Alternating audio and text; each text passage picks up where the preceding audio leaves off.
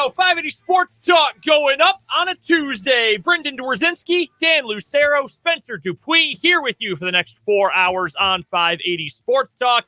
We've got a bunch to get to, and we would love for you to be a part of the show with us as well. You know how to get in touch with us, either on the text line 785-272-9429, or you can check us out on YouTube, 580wibw.com, and of course on 580 AM and FM 104.9. Go subscribe while you're over on the YouTube channel, by the way, while you are over there.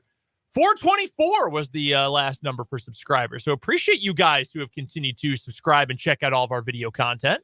We really should have made a bigger deal out of hitting 420. If we were as online as we claim to be, we would have. We should have just done like day-long What Is Wrong With You that day. Like as soon as we hit 420, we're just going to do a What Is Wrong With You for the rest of the show. Utter memery nonsense for 4 hours. Loop Pitbull in the background the entire time. Yeah. That kind of stuff.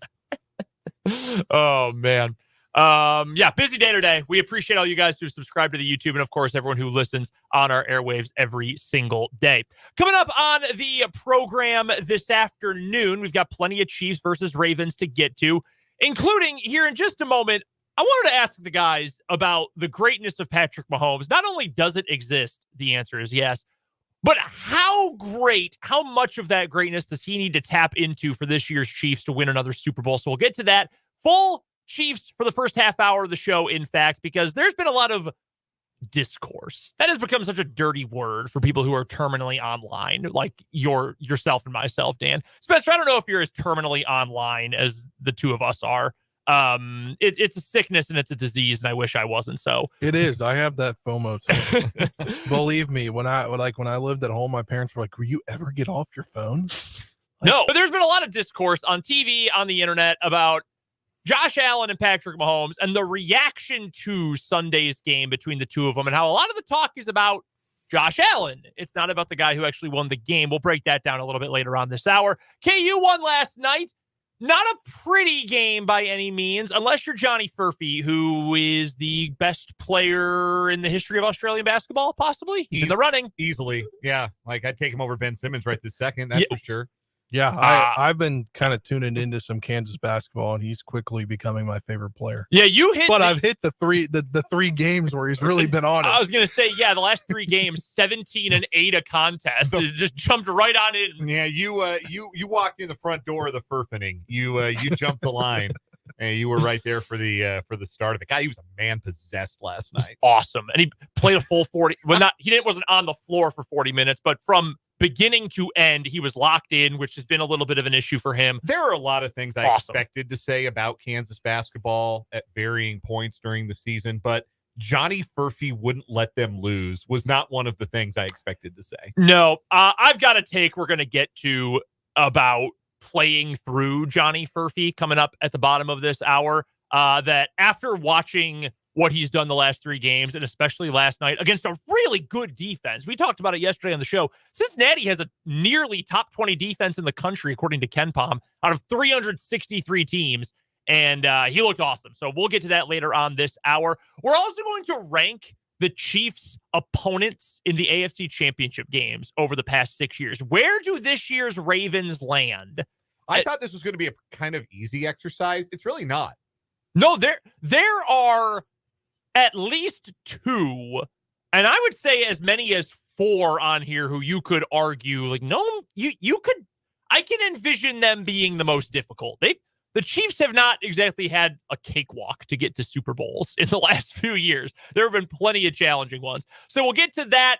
We know the officials for the Super Bowl now and for the championship games. We'll get to that. How much does that affect Kansas City? A lot of Patrick Mahomes talk in the 4 o'clock hour. All that coming up today. We got a ton of 580 Sports Talk headlines to get to, including a firing in the NBA just moments ago for the team that has the second best record in the league, which is insane, Crazy. or at least in their conference. Baseball Hall of Fame class will be announced today. We'll get to that as it happens. Michael Swain is going to join us for Jayhawk Weekly in the 4 o'clock hour. All that is coming up today on 580 Sports Talk, plus your texts, again, 785-272-9429, and you can find us on YouTube, 580 Sports Talk. There is where you can find us. Patrick Mahomes is the best quarterback in the world. There's no question about that. Best football player. Yep. I think, and I don't remember who I saw say this this weekend, but like Tom Brady is the greatest of all time. There's really no arguing. He's got a couple MVPs. He went to the conference championship game like 90% of the years he was with the Patriots. 8 straight times. 8 straight, won all the Super Bowls. In terms of greatness for your career, there's no touching Tom Brady, and Mahomes is probably still a couple championships away from being in that conversation. But in terms of being the best quarterback, like if you were building your team from scratch, you're taking peak Brady or peak Mahomes. Peak Mahomes. And it's not even close. Yeah. Like Brady was a great quarterback, but this is different. So I made the Tiger Woods analogy on the show yesterday, and Bomani Jones, who we'll reference a little bit later on in a different segment here. Maybe it was Bomani Jones who said this, in fact. He said that the Brady Mahomes conversation is like the Tiger Woods Jack Nicklaus conversation, where Brady, like Nicklaus, has the most majors, the most wins, all of those things. Like, and yeah, you can point to the accolades, but use your eyes. Yeah. Like, and when you use your eyes, the eye test shows that like dominance relative to competition, just like as far as being self-evidently great at what it is that they do. Yep. Mahomes is that guy. So I feel like most years Brady had a stellar supporting cast. Certainly in several of this team doesn't have a Randy Moss. I can tell you that much. Yeah, that's kind of where I was pointing, was that like they do have the tight end like they had Gronk, but I just feel like every year there was somebody. This is probably there was multiple people at each position. I would need to flesh this out, but this is the most Patriots-like Chiefs team. With no, Mahomes I agree with that. 100%. As quarterback, where like the skill position talent you don't have outside of Kelsey, the all-pro skill position talent. You just kind of have some guys at wide receiver this year, and it's a defense that is genuinely outstanding, and a team that leans a little bit more on its defense to win in the way that a lot of the great Patriots teams did. Not all of them. Like some of the Patriots teams that won Super Bowls were not great, particularly the last one. Which we will get to later. Yes, they were not a great defense, but no, this is the most Patriot feeling Chiefs team of the Mahomes era. Like I don't know. That's a hypothesis or a thesis without any like backing paragraphs to it yet. I'd have to flesh that one out a little more. So Mahomes is as a quarterback great. He is successful. He's got everything. How much of that does he need to tap into in the next 1 to 2 games in order for this Chiefs team to win a Super Bowl? And the obvious thing you respond with is, well, you of course want him to be at his absolute best and to be the very best. And I agree. That's not quite what I'm asking, though. Given the support around him, that Patriots like, as Dan put it, roster and depth chart around Patrick Mahomes this year, with a very good offensive line, although if there's no Joe Thuney, that group obviously takes a major hit, with key contributors on offense that have finally, after a full regular season of being a little bit off, come into focus, with Kelsey, Pacheco, and Rice as your most reliable 3 guys, and Noah Gray is number 4 in that group, I guess, at this point. MVS on a good day. Like that, your core contributors are now in place, and you've got the best defense of this Patrick Mahomes era. And given how the Chiefs defense played, and I'll give you an example, in Super Bowl 54, where we talked about the back half of that year, the Chiefs played really well. The playoffs that year, the defense played really well. The Super Bowl, big plays in the second half of Super Bowl 54. They were pretty decent by the end of that season. And this is the best one of the bunch, I think, pretty clearly. And even with how well last year's team played with all those young guys as we got into the back portion of the season. So it's a good roster around. But we have also seen examples in the past, in the playoffs and regular season games, in Super Bowls, where Mahomes has to be Superman. He has to be as good as possible. He cannot miss. He needs to be flawless for the Chiefs to even have a chance. The only reason the Chiefs even scored 9 against the Buccaneers in Super Bowl 55 was because Patrick Mahomes was on another level. Everybody else was just like 4 levels behind him. How much of that does he need to show against Baltimore and potentially against San Francisco and Detroit for this version of the Chiefs to bring home a second straight title? It's a great question. And I think that when I look at this year's team, when I look at the games that the Chiefs have won, like how many of this year's Chiefs victories or even just Chiefs games in general, how many Mahomes performances this year would you put in like his top 10 or his top 20 career games? Ooh, that's a good one. Yeah, it is. That's a really good question. Honestly, the first one that comes to mind, and it's recency bias, obviously, it happened 2 days ago. I think you can easily argue, despite not having the most eye-popping numbers, Sunday was his best game of the year. I think you can make that argument, at least. Yeah, I thought that was his, like, I thought it was his best game of the season as well. The only other game where I'd say he was off the charts outrageous this year was the first Charger game, when the only one he played in, where he threw for 424 and 4 scores. Yeah, that's a good one too. Like that probably belongs in the conversation. Like I'm not looking at like Patrick Mahomes' games by career QBR or EPA or anything like that. But when you think of like those vintage Mahomes performances, when you think of, you know, the 5 or 6 touchdown games, the 400-yard games, or the games where he like did something outrageous in the rushing game to help a drive go, there haven't been as many of those this season. That's kind of why we've sort of unilaterally agreed that this is Mahomes's quote unquote worst season as a starting quarterback. And by the way, for what it's worth, in terms of passer rating, which is far from, you know, the best stat out there, but it's at least fairly useful. Mahomes only had 1 game this year in the top 15 of his career in passer rating. It was the Charger game. So yeah, kind of bears that out. That we haven't seen, and again, that doesn't include all of his contributions to a team winning or not. He threw an interception in that Charger game. Docked his passer rating a little bit. He also rushed for 29 yards in that game on 4 carries, which was pretty good. Yeah.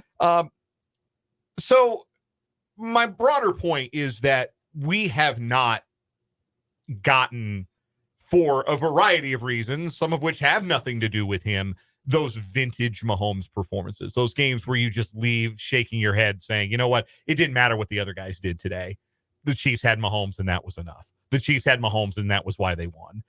There was nothing that the 11 guys on defense could have done against Mahomes and that offense. That's just not how this offense is built, with the relative lack of talent that they have at wide receiver this year.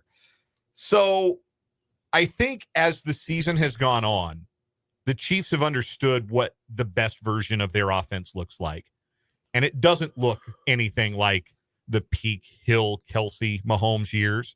It looks a little different. It's a little bit more based on the rushing attack and what Pacheco can bring you as a runner. It's a little bit more honed in on just 2 guys getting all the targets in Rashee Rice and Travis Kelce, rather than Mahomes spreading the ball around. But it's command and mastery of that offense and making the right play and the right decision and the right throw.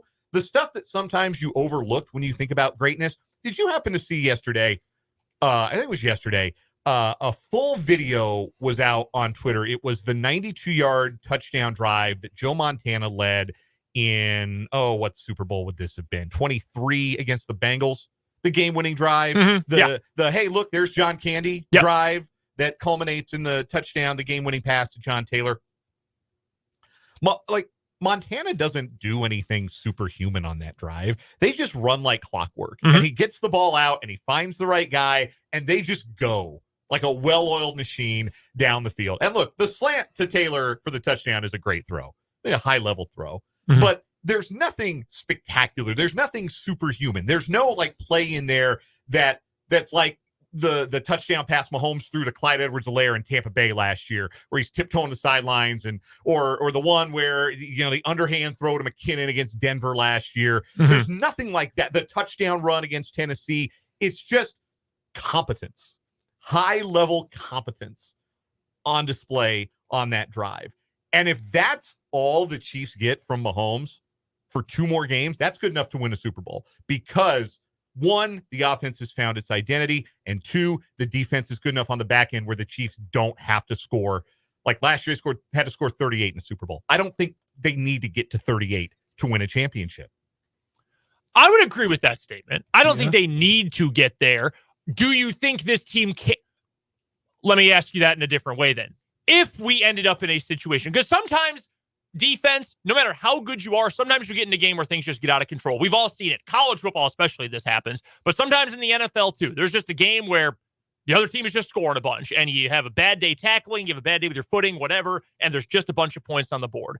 Do you think a game that would potentially get into the 30s, that would be a shootout type of game, do you think the Chiefs are able to hang with any of the teams that are left in a game like that? I think they can hang.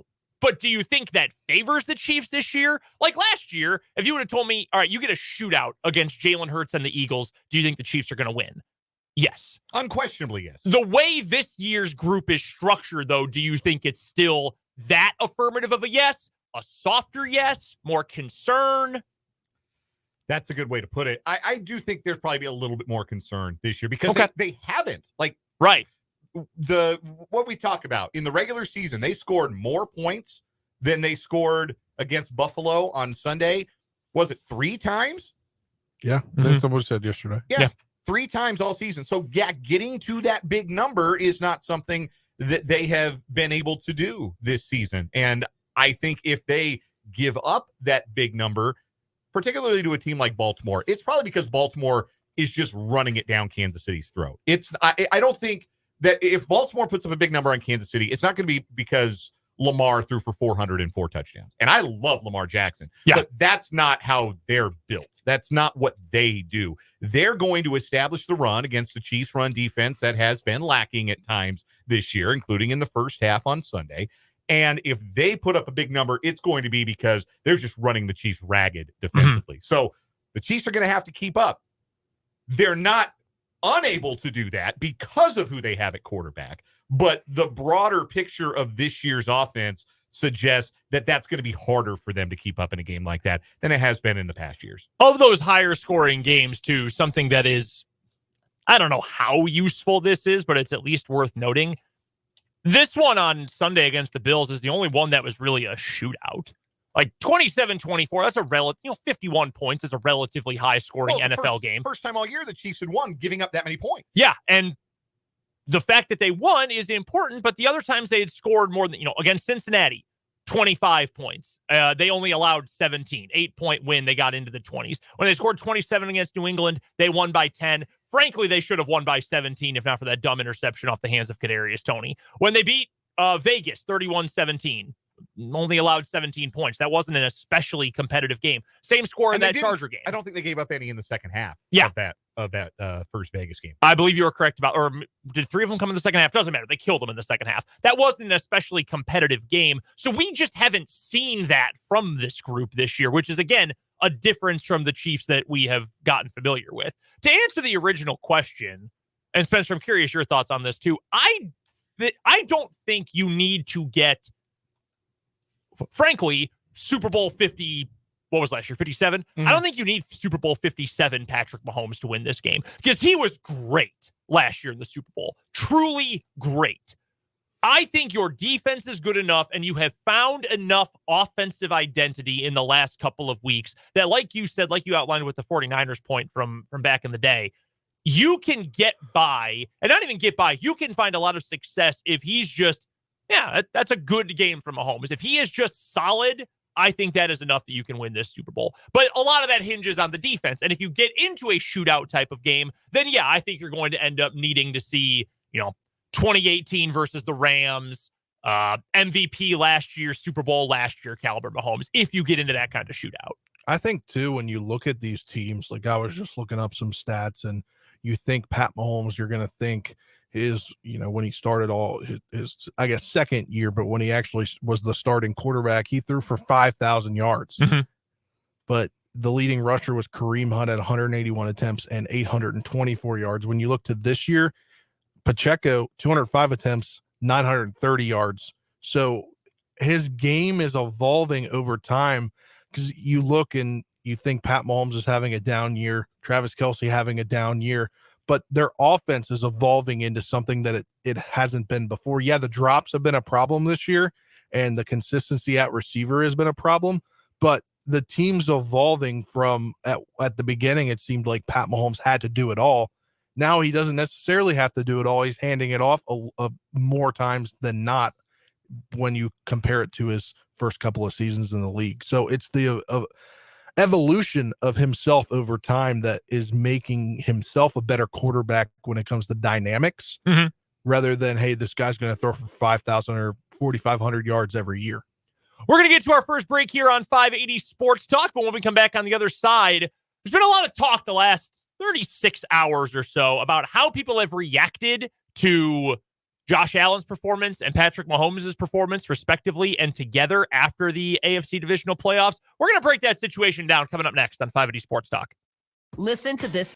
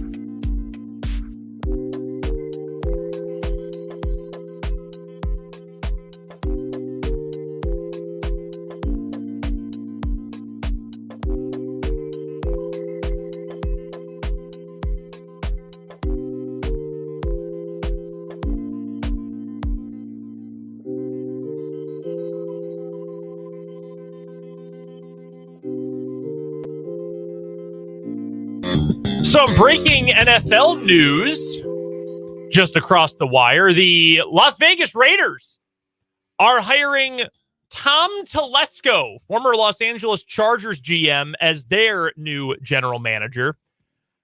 Ian Rappaport of NFL Network just tweeted, all signs point to the Raiders hiring former Chargers GM Tom Telesco. A surprise. Telesco built one of the NFL's best rosters over a decade with the rival Chargers. Now he's expected to stay in the division. The Chargers have a number of very good players. I think their quarterback is very good. I've never been a huge Keenan Allen guy, but he's a very solid wide receiver one. Mm-hmm. Joey Bosa is obviously terrific. Yep. Derwin James is a great player when he's on the field. They acquired... Ding, ding, ding, ding, ding, ding, ding. There's the key phrase. They acquired Khalil Mack, who's obviously going to the Hall of Fame. Like, they've had some guys over time, like some capital G guys on their roster. Do you know how many times the Chargers won double-digit games in Tom Telesco's tenure as GM? A decade, 22. 2012 to this year, they won double-digit games exactly twice. Yeah. 2018, they went 12-4. 2012, they went 10-7. Yeah. You know how many times they went to the playoffs in that decade plus with one of the league's best rosters? I can think of two. In the 2 years I just gave you, plus 2013 as well. They made the playoffs 3 times. 3 playoff appearances, 2 double-digit win seasons. Like, we don't have to lie. I know Ian Rappaport probably, like, Telesco's agent is one of his sources. Mm-hmm. He's trying to big him up because that's how this works. Yeah. But we don't have to lie. The congratulations to Tom Telesco, always building paper champions. Yeah, like, again, the top tier guys on that roster are good. Austin Eckler was very good for a few years until he lost all of his juice this season. But here's the thing. Let's compare a preseason contender to a real contender, shall we? The Chargers have all these guys at the top who are impressive, but Joey Bosa's hurt all the time. Derwin James is hurt more than that. And they have no depth at all. If one of their offense, and like Rashawn Slater, great draft pick a year ago, really talented player. When he went down, they were starting Storm Norton at tackle, who's probably one of the 10 worst players in the entire NFL. And he was starting for them at tackle. The Chiefs, a real contender. Brian Cook, your starting safety, gets hurt. Okay? He's replaced by Mike Edwards, who is an NFL veteran and a good player. Not a great player, but a very solid player and one of the best backup safeties in the league. He gets hurt. And you can either bring in more Shamari Connor, who is a draft pick, who has been able to sit and learn all year, who made impact plays right away, or you bring in Deion Bush, who's more of a special teamer at this stage of his career and a good one, but at least is not going to completely kill you on the back end of your defense. That's a contending roster. That's a great roster overall. The Chiefs aren't as top heavy, but the fact that they do have depth and they do have more playmakers beyond just the top 5 guys are the reason why they play for Super Bowls along with their quarterback, and the reason that the Chargers literally just fired this guy. Well, and you look at I always feel like when we talk about quarterbacks and whoever their backup is, Easton Stick was Herbert's backup. Like, you could at least there's so many good backup quarterbacks in the league that I feel like you could have got a better guy. I mean, he went 0-4 in his 4 starts this year. More PR work here from Rappaport. His work in the draft for the Chargers is well chronicled. You know what well chronicled doesn't mean? Good. Let's go back. 2013, 11th overall pick on DJ Fluker. 2nd round pick, Manti Te'o. Not exactly great NFL careers. He did get Keenan Allen in the 3rd round. Shout out to him. 2014, 1st round pick, Jason Verrett, made of tissue paper. Man, he was a good player, though. He was, but he got like 8 snaps this year. He came back and got 1 game. Melvin Gordon in the 1st round, 2015. Denzel Perryman in the 2nd round. They're hanging around. I mean, they played over 100 career games. Good for them. Mike Williams was the 7th overall pick in 2017. He performed like a 1st round pick at that spot. Their 2nd round pick that year, Forrest Lamp, out of football. 2018, Derwin James, great player. Uchenna Nwosu got a big 2nd contract. That's been a pretty good draft. 2019, Jerry Tillery in the 1st round. A bust who everyone hates. Nasir Adderley was their 2nd round pick out of the league. 2020. I whiffed on that one. I thought he was going to be a player. Justin Herbert, 1st round pick in 2020, slam dunk. They had 2 1st round picks that year. The other was Kenneth Murray. He's not very good. No, he's not. 2021, Rashawn Slater and Asani Samuel Jr., pretty good 1st and 2nd round picks there. Took Zion Johnson in the 1st round 2 years ago. Didn't have a 2nd round pick. 3rd round pick, JT Woods. I don't know who that is. Safety. Yeah, he's a backup. I remember him from Baylor more than I remember him in the NFL. Then last year, Quentin Johnson, 21st overall. Who was terrible. Genuinely terrible. Good luck. Yeah. I'm not going to complain. Like, best of luck. But this is when I tell you that Mark Davis doesn't know football, this is what I'm talking about. Like, he can know owning the Raiders and being a part of the NFL for his entire life, but he does not know football. This sounds like, oh, yeah, I met him. I know him. The Chargers, right? Well, they finished ahead of us in the standings a couple of times. Bring him on in. Is he the 2nd worst owner behind the Panthers owner now that Dan Snyder's out of the league? No, I don't think I would say 2nd. In terms of knowing ball, he is in the bottom 2 or 3 probably. But I think I would say that to be like in the group of terrible owners, you have to be a really bad person too. Like, Tepper is the worst. He is a bad owner. He's a bad guy. He doesn't know what he's doing. At least players and coaches and staff members love working for Mark Davis because he treats them pretty well. I don't know who would be after Tepper right now. Who would be at the bottom? The Bidwells. That's who it would be. The Bidwells in Arizona. They've owned the team for 100 years, and they've never won squat except for a championship they stole from the Pottsville Maroons. Never forget. That's the worst owners in the league outside of Tepper. Yeah, the Tepper, the Bidwells, the Spanoses. Yeah, that's your podium. What a group. What a group. I wanted to touch on this really quickly. After the game on Sunday, I think the eye test was more favorable to Josh Allen than the advanced metrics, the advanced stats and recaps of the game on Sunday. I thought eye test-wise, he played really well in that game. He didn't get a lot of help. He missed some throws, made some bad decisions, but I thought overall it was a decent game for Josh Allen. Mahomes, though, obviously was fantastic. He was great. A lot of the national perspective on this game and on the quarterback play has focused more on Josh Allen than it has on Patrick Mahomes since then, though. You had Sean O'Hara on NFL Network. It was either last night or this morning, who was like, I don't even care how that game went or who's won more. I'm still taking Josh Allen, which is such an absurd take. It sounds like it was fed to him like on a piece of paper, like, hey, Sean, here's your line for today. We need to go viral today. Yeah. Bomani Jones had a long, I wouldn't say screed, that has a negative connotation, but a long diatribe on Twitter over the last 2 days about the way that those two quarterbacks are covered. And I'll just rip the Band-Aid off here. No one likes to talk about the race thing in sports. I get it. But there is, some people feel that is a part of this. I don't know how much I believe that. But there is clearly, if you pay attention to ESPN or to national writers or to the NFL Network or whatever, you've probably heard a lot more about Josh Allen than you have Patrick Mahomes over the last 2 days. I think there is a very simple explanation for that. But I'm curious what you two think why that has been the case in the last 2 days. The most interesting part of that to me is the benefit of the doubt that we extend to Josh Allen. Okay.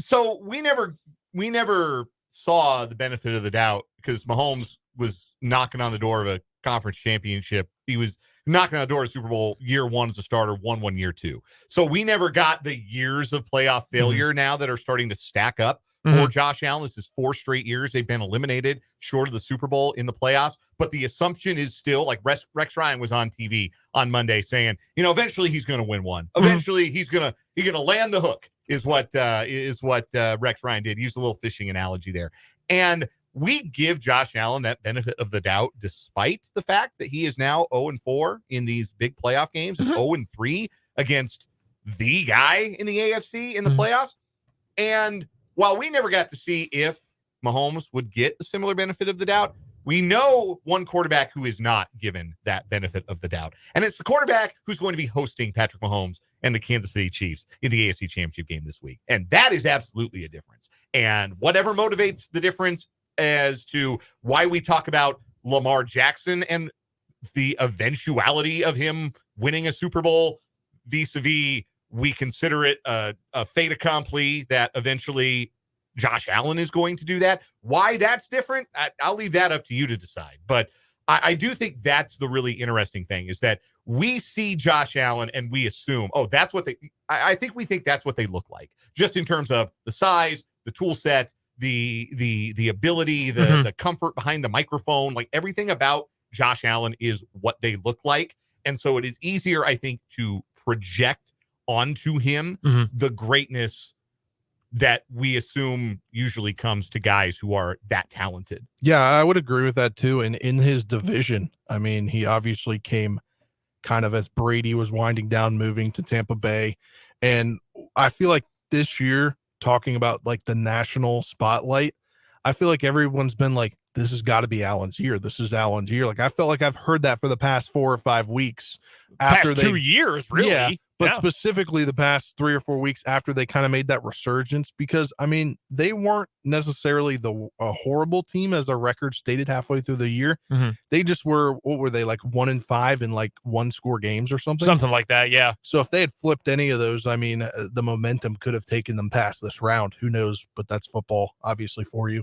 I do think, though, the headlines have been with Allen because he is the guy that hasn't won yet. We saw as they changed the rules for this man. Yeah, Dan said, the early emergence of Mahomes, we kind of did that. He didn't get that on him. We felt so bad for Josh Allen not winning the 13 seconds game that we changed the rules. We decided it was so unfair that Josh Allen didn't get to touch the ball in that game. Never mind that we didn't get to see Mahomes touch the ball in the 2018 AFC Championship game, and we changed the rules for him.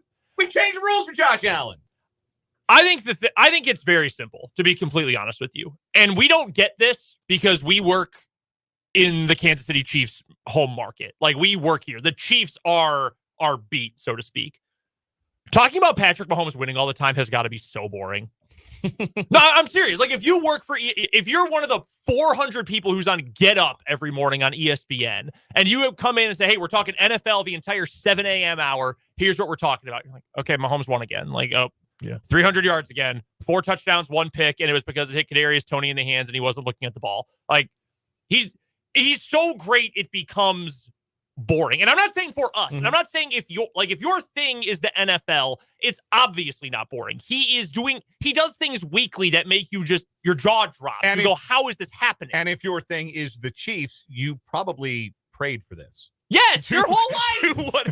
To whatever the deity of your choice, you prayed for this. Whereas if your job, and this is kind of like sports media talk here, which I don't always love doing, but like, if your job is takes and reaction, like, if the reaction every single week is, yeah, Mahomes is great again, like that's got to be boring. That's got to be dull if that is your job. What isn't dull, though, is, John, he's so close. Like, look what he was able to do. He doesn't have help. Let's talk about the Bills' salary cap. Let's talk about Stephon Diggs and what he can do differently. Oh, Joe Burrow, he was so close. Yeah, but he got hurt.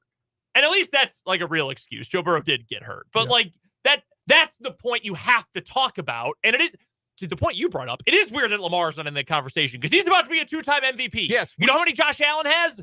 Zero. You know, I love Joe Burrow. I own more Burrow merch than I own Chiefs merch. Okay? He's got none. He does not have one of those. Mahomes and Lamar, they do. Mahomes has the rings. None of those other guys do.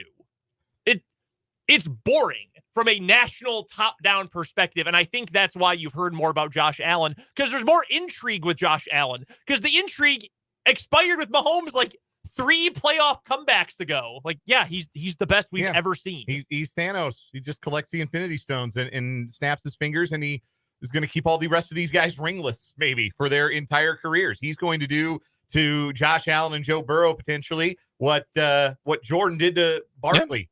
What Jordan did to Kemp and Peyton. What Jordan did to Malone and Stockton. Like, that's kind of what we're talking about here with Mahomes. But that's the interesting element of it to me, is we assume Josh Allen's going to get over the finish line. Like, that's just, Allen's going to get his. Like, he doesn't even have an MVP yet. Like, why don't we make the same jump to that conclusion about a guy like Lamar Jackson? And I like Allen. I do. I can't answer that question for the people that don't. Right. That don't give Jackson the same benefit of the doubt that they do Allen. I can't answer that question for him. And I like Allen. I do. And if he won a Super Bowl, it'd be an awesome story. It would be. But you shouldn't make that assumption, because lots of all-time greats Marino got 1 shot and he didn't win. And that was it. And Dan Marino, like, if you go back and you watch highlights from 1984, you would think, is this just like a grainy camera from last week? Like, the things that the Dolphins were doing in 1984 were unbelievable. So ahead of his time. And, Rodgers got 1. And he won that one. They got there and he won, but he got 1 shot. Favre got there twice. He got 1 of them. Like, lots of... Elway nearly went an entire career being the guy who lost in 3 Super Bowls. Like, that's... Until someone else was able to win Super Bowl MVP for him, and he had all sorts of other great legendary talent around him on both sides of the ball. Like, it is hard. And now just look at the quarterback landscape from this year. Mahomes is still there. Burrow is going to be back. Lamar Jackson is about to win another MVP. There are people out there who will go to their grave saying Justin Herbert is just as talented as any of these guys. And I like Herbert too, but he's in that mix theoretically, and maybe someday if he leaves the Chargers. In the NFC, there's not a lot of those guys, but suddenly looks like Green Bay might have a guy with a franchise that is committed to winning. CJ Stroud looks like he might be the guy. There are football writers out there, like everyone at the Ringer would take a bullet for Trevor Lawrence, for right or for wrong. I don't know why, but they will. Like, not everyone can win. So I like Allen, and I think he's got a chance, but it's not as easy as, he'll do it one day. I didn't think Aaron Rodgers would get to 1 in his first 3 seasons and then never again. I didn't think that would happen, but it does sometimes. We owe you some college basketball talk. KU beat Cincinnati. We'll break it down after this on 580 Sports Talk.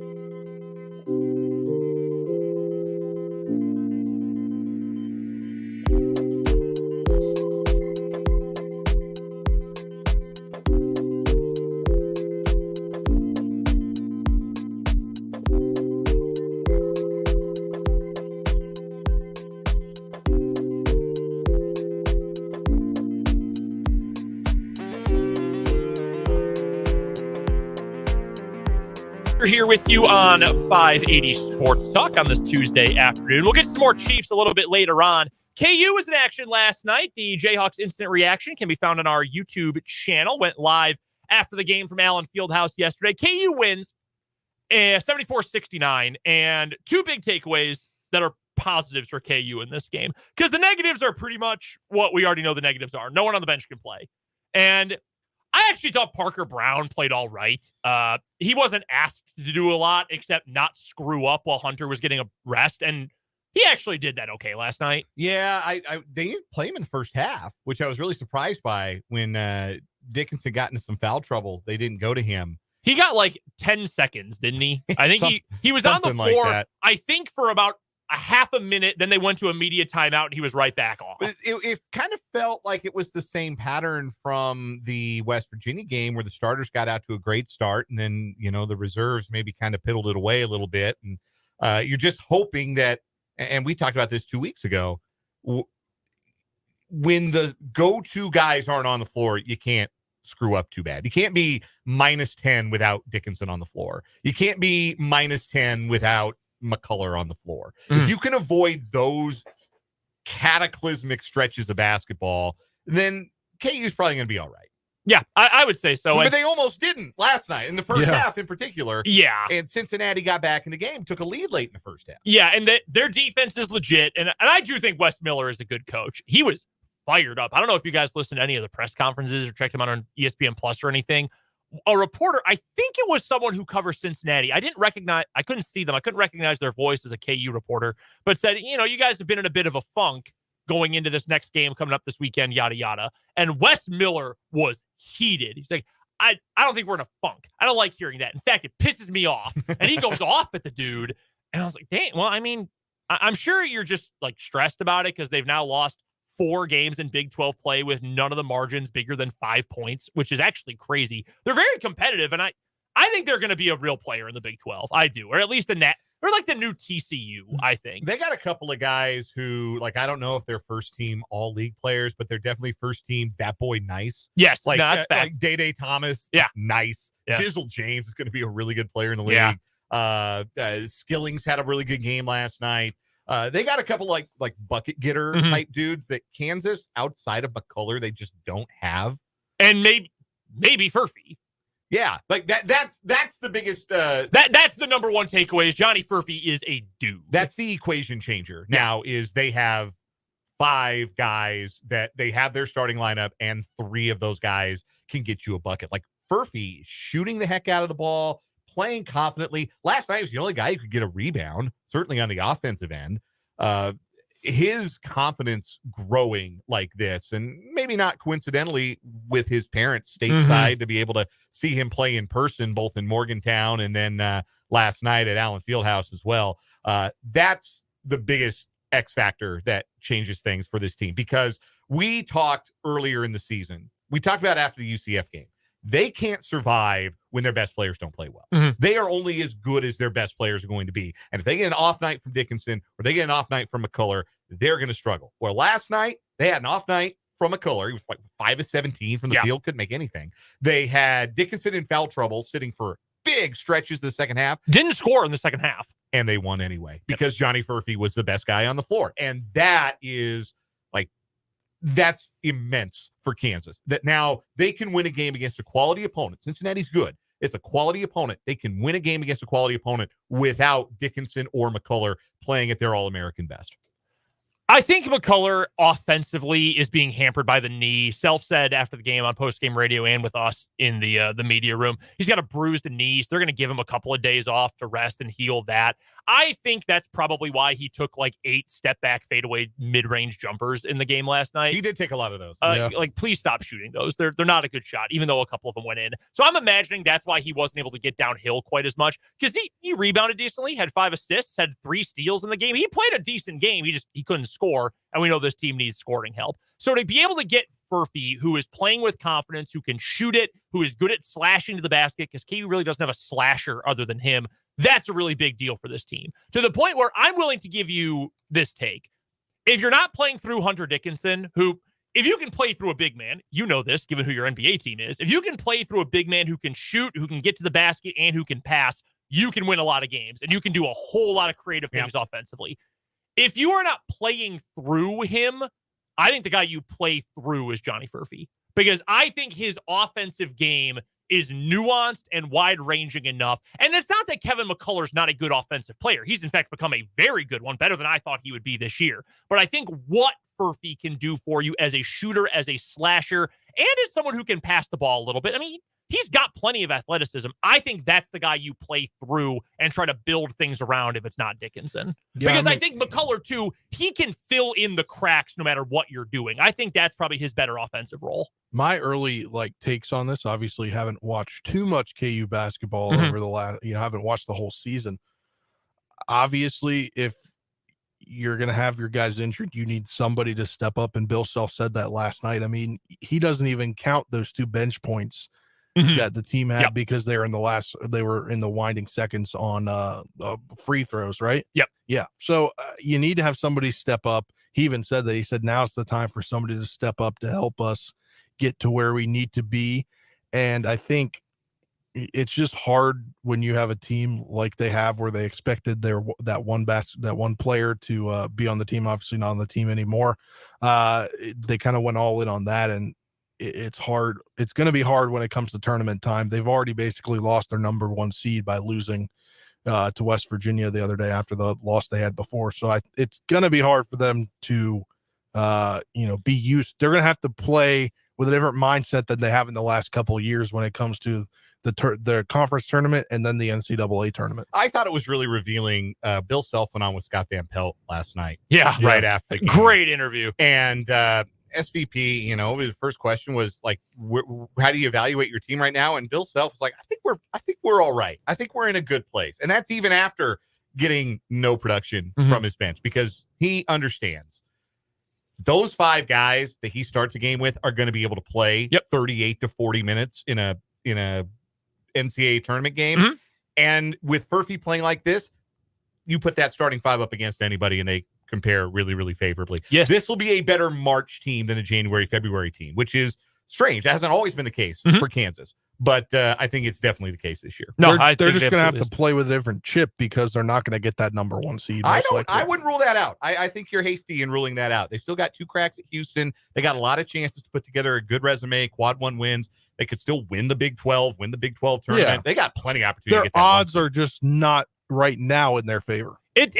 It's a different way they will have to get there. And just like it's a different way they'll have to win. By the way, one other thing, KU actually guarded a little bit better. They actually played pretty solid defense overall. Cincinnati's going to be a thorn in everyone's side, though. 4 losses in the league, all by 5 or fewer, is pretty crazy. Coming up in the 3 o'clock hour, we'll rank the Chiefs AFC Championship Game opponents. As most Americans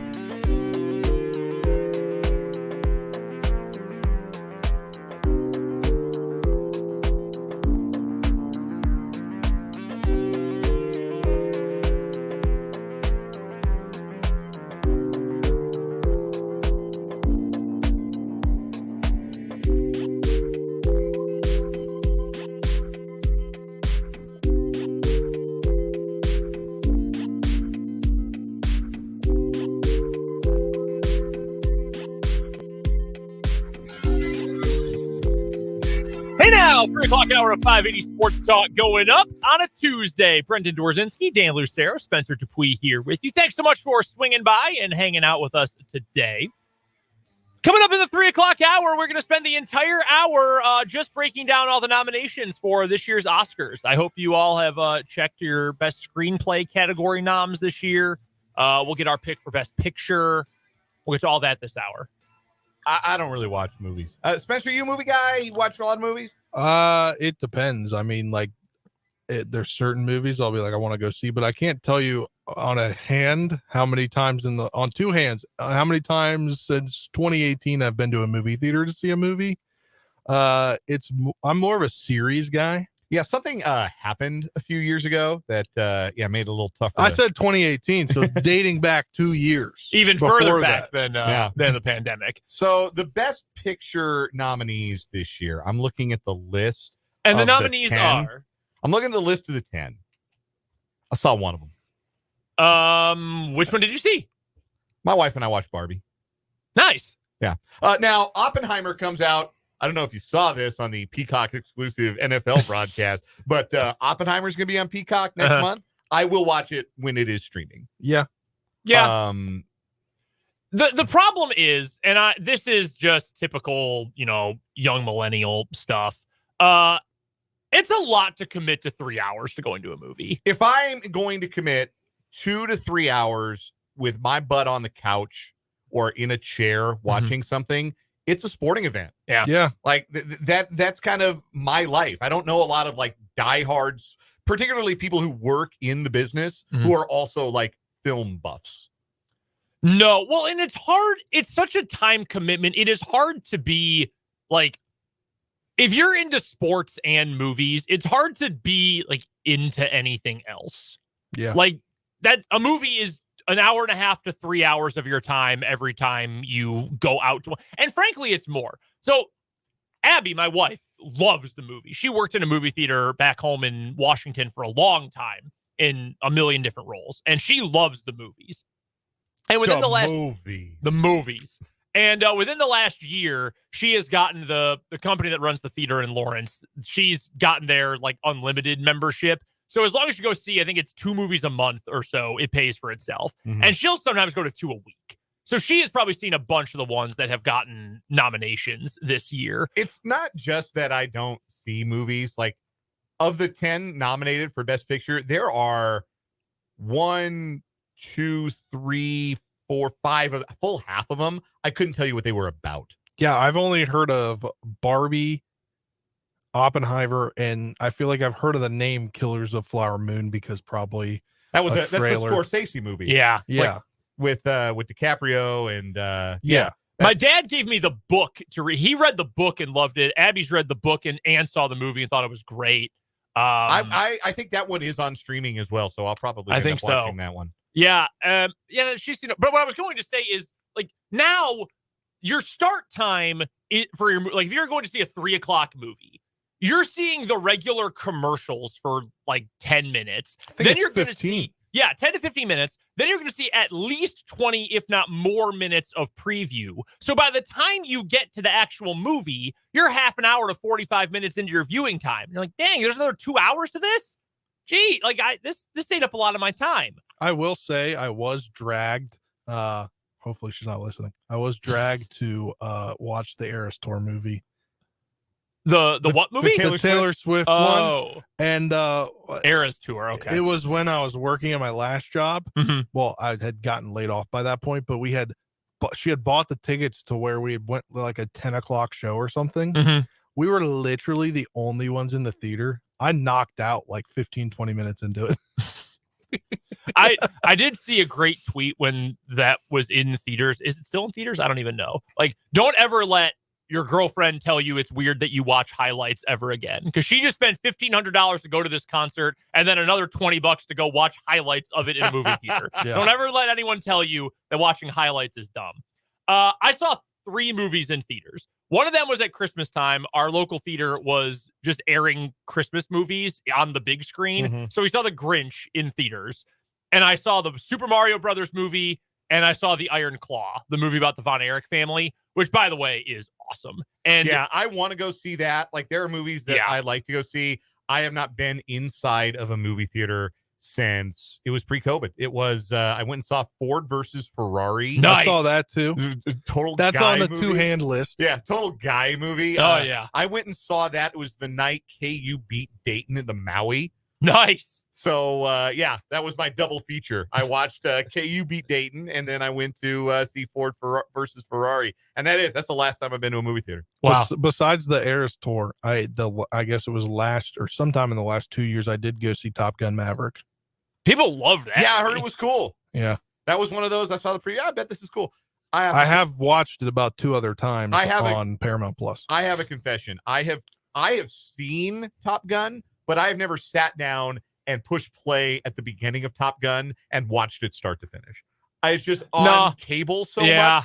I was that way with Shawshank for years. Like, I had seen Shawshank, but I never sat down and watched Shawshank start to finish. No, so I it's one of those it's on, but now I got to go do something else. Or I'll pick it up here. They're doing the hot tar roofing. This is great, and I'll just watch it from here on out. It's one of those. Top Gun is one of those for me. No, I get that. I entirely understand that. I like watching movies, but I end up it's just movies I've already seen before. Like the Paramount Network, they air some movie from the Christopher Nolan Batman trilogy every other night. It's either Batman Begins, Dark Knight, or Dark Knight Rises. So I've watched all of those in the last year 14 times each. But it's just all movies already, or Anchorman for the 4 millionth time. Yeah. We'll get to some more like this coming up later this hour when we do Random Question Tuesday. Also, don't forget, Michael Swain is going to join us coming up in the 4 o'clock hour for Jayhawk Weekly this week.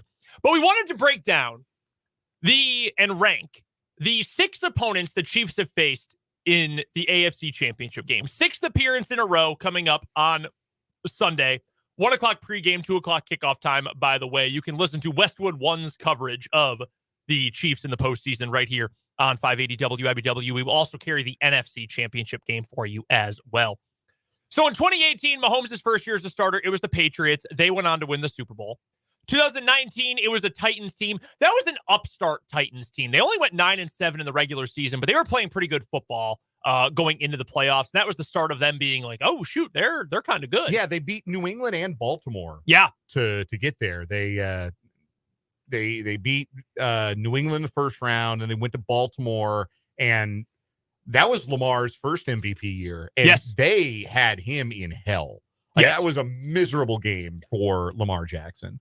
1 year later, it was the Bills, who went 13-3 that year in the regular season. That was the first year when we realized Josh Allen could be good. Yes. Because let's not forget, while Mahomes was winning an MVP in his first year as a starter, we wondered if Josh Allen was capable of playing football at the professional level his first year. Yeah, even in their first playoff game, he's throwing laterals back over his head to fullbacks, and we had reason to be concerned about Josh Allen's long-term viability as an NFL starting quarterback. And then 2020 hit the gas, and they thumped him in that game. Chiefs won by double figures in that game.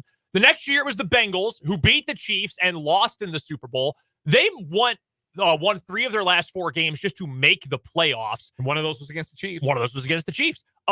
They had the number 6 scoring offense that year, 17th scoring defense. A year later, it was the Bengals again, who again were 6th in the league in scoring. Their defense way improved. They were just either 6th or 7th in points allowed, and they won 10 straight going into the AFC Championship game. Granted, there was also a game in there that was canceled. You may have remembered what happened to DeMar Hamlin in that game in the first quarter against Buffalo. And then this year, you've got the number 1 seed, Baltimore Ravens, who have the MVP, the number 1 scoring defense in the league, and they are 6th offensively in EPA per play. They've been efficient. They've been able to win in high-scoring games, lower-scoring affairs, and Lamar Jackson's been playing out of his mind recently. So looking at that list, and you said this earlier, Dan, that at first you thought, it's going to be the Ravens. They're the best team that the Chiefs have played in a championship game. But when you go back down memory lane, there are some actually pretty good teams the Chiefs have had to go through to get there. So the easy one is to rank number 6 out of 6. That's the Titans, right? Ryan Tannehill was starting quarterback on that team. That's the easy one you can kind of set aside and say, hey, even though that team had knocked off 2 upset wins in the first 2 rounds and had beaten Brady and had beaten Lamar, the MVP, and jumped out to a 10-0 lead in that AFC Championship game at Arrowhead. The week after, the Chiefs had trailed 24-0 to Houston. That's by far of these 6 teams, the least of them. Yeah, I'd agree. I still think number 1, though, is this Baltimore team. I really do think, even after going back and looking at the rest, I think that this Ravens team is the sternest test that the Chiefs will have faced. I include not just the AFC Championship game. I think it's the best team the Chiefs have played in a playoff scenario, counting Super Bowls in the Mahomes era. And the reason I say that is, look what they did to the best teams in football this year. The best teams that they played this season. They played Houston twice and did not allow Houston to score an offensive touchdown. They beat Detroit like Detroit owed them money, 38-6 back in, that would have been week 7 in Baltimore. 2 weeks later, they beat the bejesus out of what was at the time a hot Seattle team, 37-3 in Baltimore.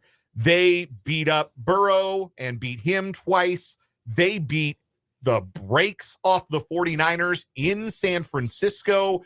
They put 56 on the Dolphins in week 17. It is not just what they have done winning games against good teams. They have poleaxed the best teams that they have played this year.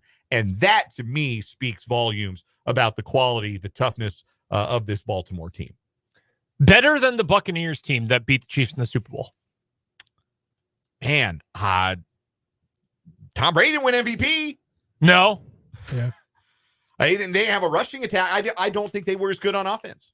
I don't think that Tampa Bay team was as good on offense.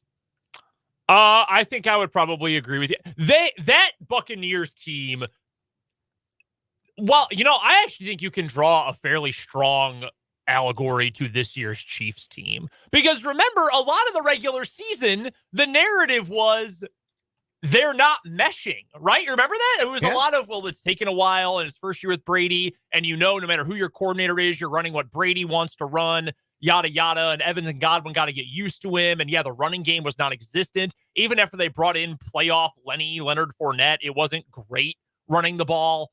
The defense was awesome. But then they hit their stride in the playoffs, and it clicked. And it clicked at the exact right time. That sort of feels like this Chiefs team, no? Like, it took a whole year of no one can catch passes, and this is the worst offense. They don't have the deep ball anymore, and they're got to figure all these things out. While the defense was picking up a lot of the slack with a great quarterback, a Hall of Fame quarterback. Mm-hmm. And now in the playoffs, the Chiefs have played their 2 best games of the entire season. Yeah, and it felt like that Tampa Bay team kind of found its identity in the same way that it feels like the Chiefs have found their offensive identity the last couple of weeks.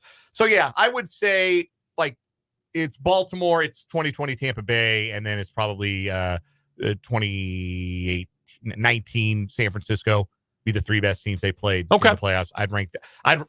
So you're going to the playoffs, not the AFC title. Overall, overall. But I do. This Baltimore team, the way they're playing and what they've done to the best teams that they've played is what sets them apart for me. But no, they're number 1 for me. They're at the top of my list. When I look at the AFC Championship game opponents the Chiefs have had, this is the all Madden level challenge.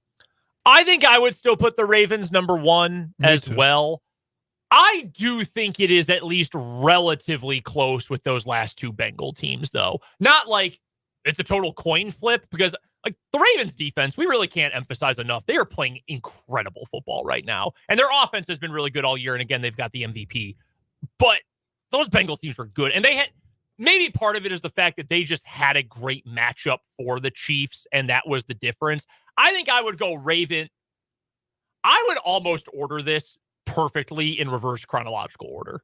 Yeah. I think I might go Ravens, Bengals, Bills, and then Patriots, Titans flipped at the end. I think I do the exact same as you. That's what I was thinking. Obviously, the Titans wasn't impressive to me at all.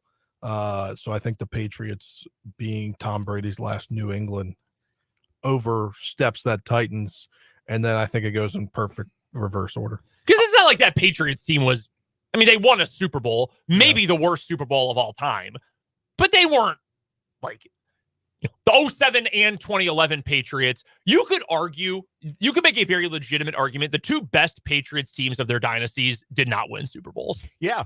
I think 2007 and 2011 are probably the two best Patriots teams they've ever had. I think the best Chiefs team of this era didn't win the Super Bowl. I think the best Chiefs team of this era was 2020.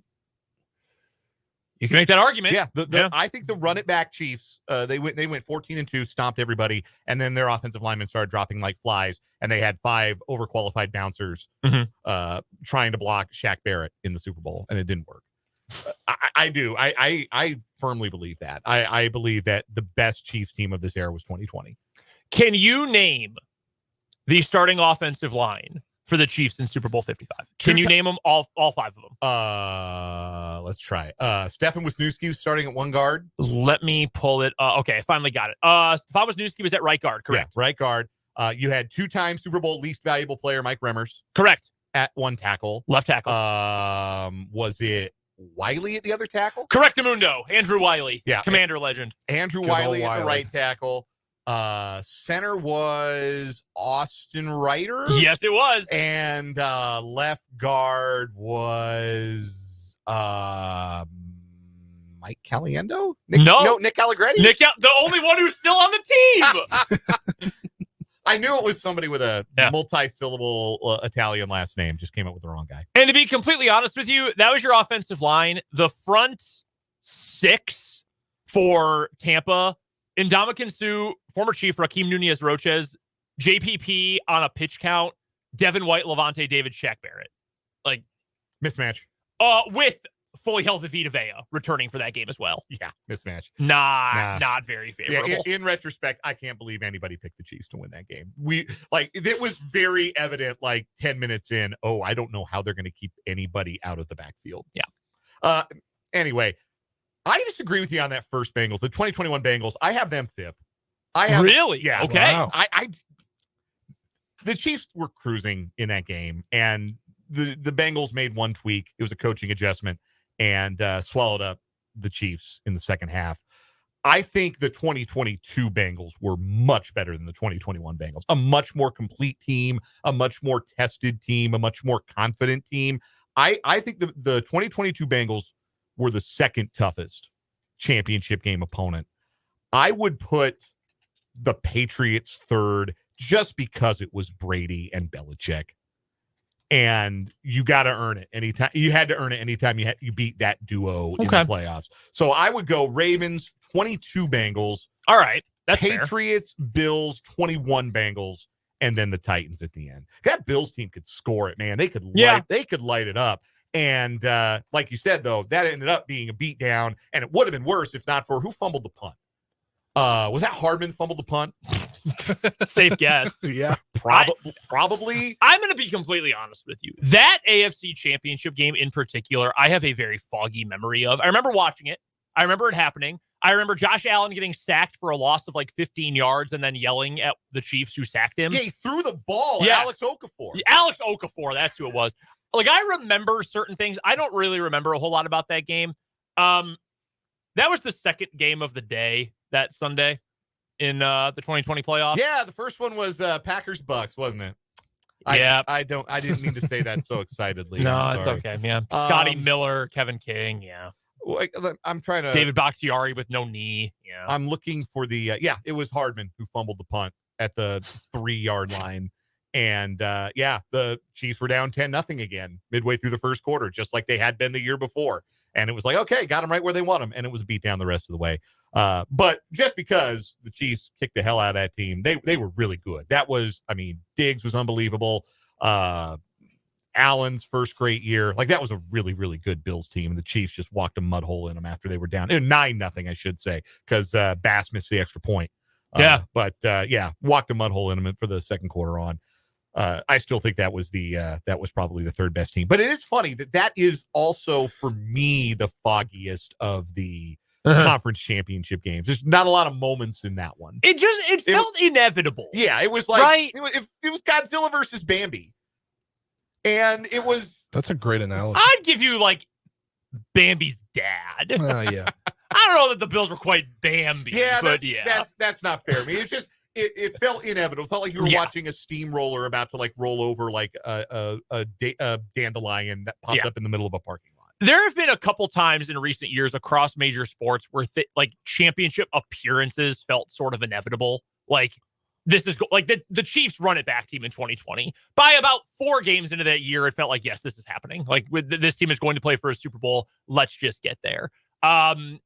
Biased toward this one, but like the 2016 Cubs, after what happened in 2015, the way they were talked about leading up to that season, it was like, yeah, they might not win, but they're going to get there. I think the best example of this in football in recent vintage was in 2013, where I think it was after week 2. It was pretty obvious that Denver and Seattle were the best teams in their respective conferences. Yeah. And we were just destined for a showdown between those two teams. We eventually got it. Yeah. Yeah, the 2020 Chiefs were very much like that. Because they had just won the Super Bowl, everyone was back.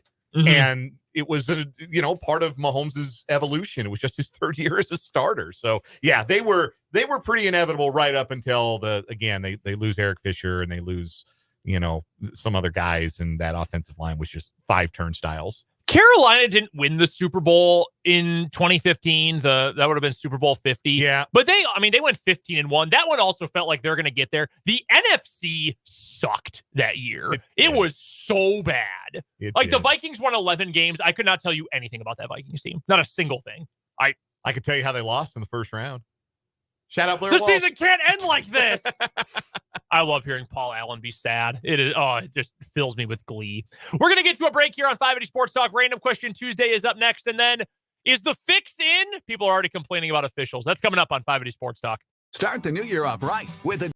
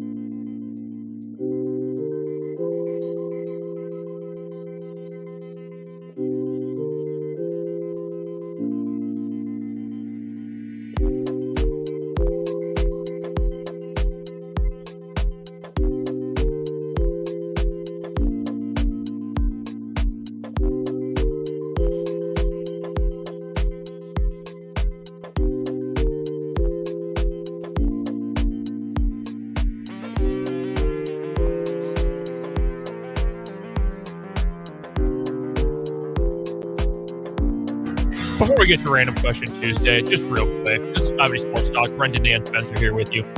The ACC released part of its football schedule today. The Big 12 is coming soon. The ACC released their Thursday and Friday night specialty games, which include, the week North Carolina versus Minnesota non-conference game to open up the season. Okay, fine. Thursday night games later in the year, NC State at Georgia Tech. That feels more like a CW Saturday at 3:00 game, but fine. Doug, they're putting Cal at Wake Forest on a Friday night in November. Get out of my face. Throw this in the trash. Ball it up and put it in a trash compactor. You think in your head you understand how ridiculous this is all going to be, and then you're confronted with it on paper, and you are looking at a scheduled conference football game on a Friday night between Cal and Wake Forest. And that's at the end of the year. That is gross. Is there a CW2 they can put that game on? Just on the app. And that's at Wake. You're going to stick that on the app just like Friday coverage of Live Golf. App only. That's bad. That's very bad. You know what might be worse? Week 4. Stanford at Syracuse on a Friday night. Brother, ain't nobody watching that game. The Carrier Dome. I know they don't call it that anymore, but it's always going to be the Carrier Dome. Oh, always. The Carrier Dome is going to be a quarter empty at least. Well, the thing is, it's on the East Coast too. If it was on the West Coast, maybe people would tune it in after they get home from their, because it'll be late. Yeah, like right. a little ACC after dark. You can sign me up for that. Yeah, to me, that would be when there's nothing else on TV at 11 o'clock or whatever. Thankfully, we do get some ACC after dark in week 2. September 6th, SMU at BYU. Yeah. This is outrageous, man. Outrageous. All the newcomers got a Friday game. There's a fun little nugget for you. All 3 newcomers got a road Friday game. That's right. There's 17 teams in this league. What a stupid conference. It's all so dumb. What happened to the sport I love? Just terrible. All right, Random Question Tuesday. I actually have a random sports question for you guys.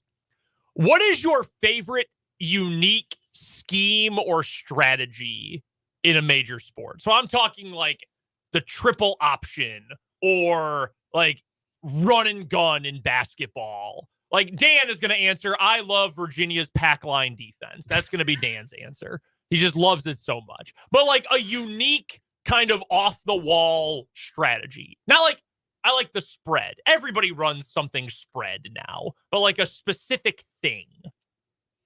That's a fun question. This was again inspired by yesterday doing a deep dive into the Grinnell system of college basketball. I really do enjoy like the well-run triple option offense. Like when it's run well by like a really good service academy team or that Harding team that won the Division II national title.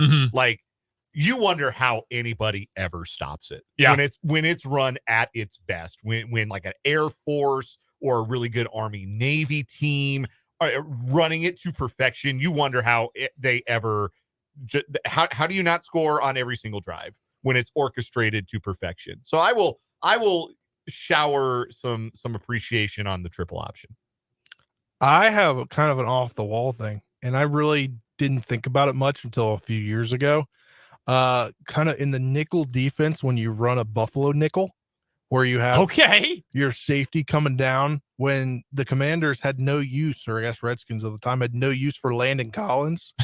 Smart thing Ron Rivera did, I guess it was all the meeting of the minds, I guess, was say, hey, let's put you in the Buffalo nickel position. So, at the time he was kind of going down in his career, but still Landon Collins, a big name, was covering tight ends. That is a unique down one. in the box, That's essentially how the 85 Bears came up with the 46 defense. They're like, Doug Plank is too small to do anything else. Let's just put him in the middle of the field.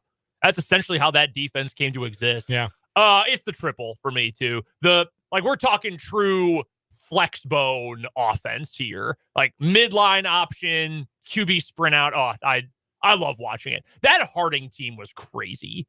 Yeah, so good. Like who did it? It was Mines. Those poor engineers, that my beloved Blaster the Burrow, they had no prayer against that triple option from Harding. What did their coach say after the game? If you want to play pretty football, go somewhere else. If you want to win, come play here. Like, hell yeah. Major football guy statement.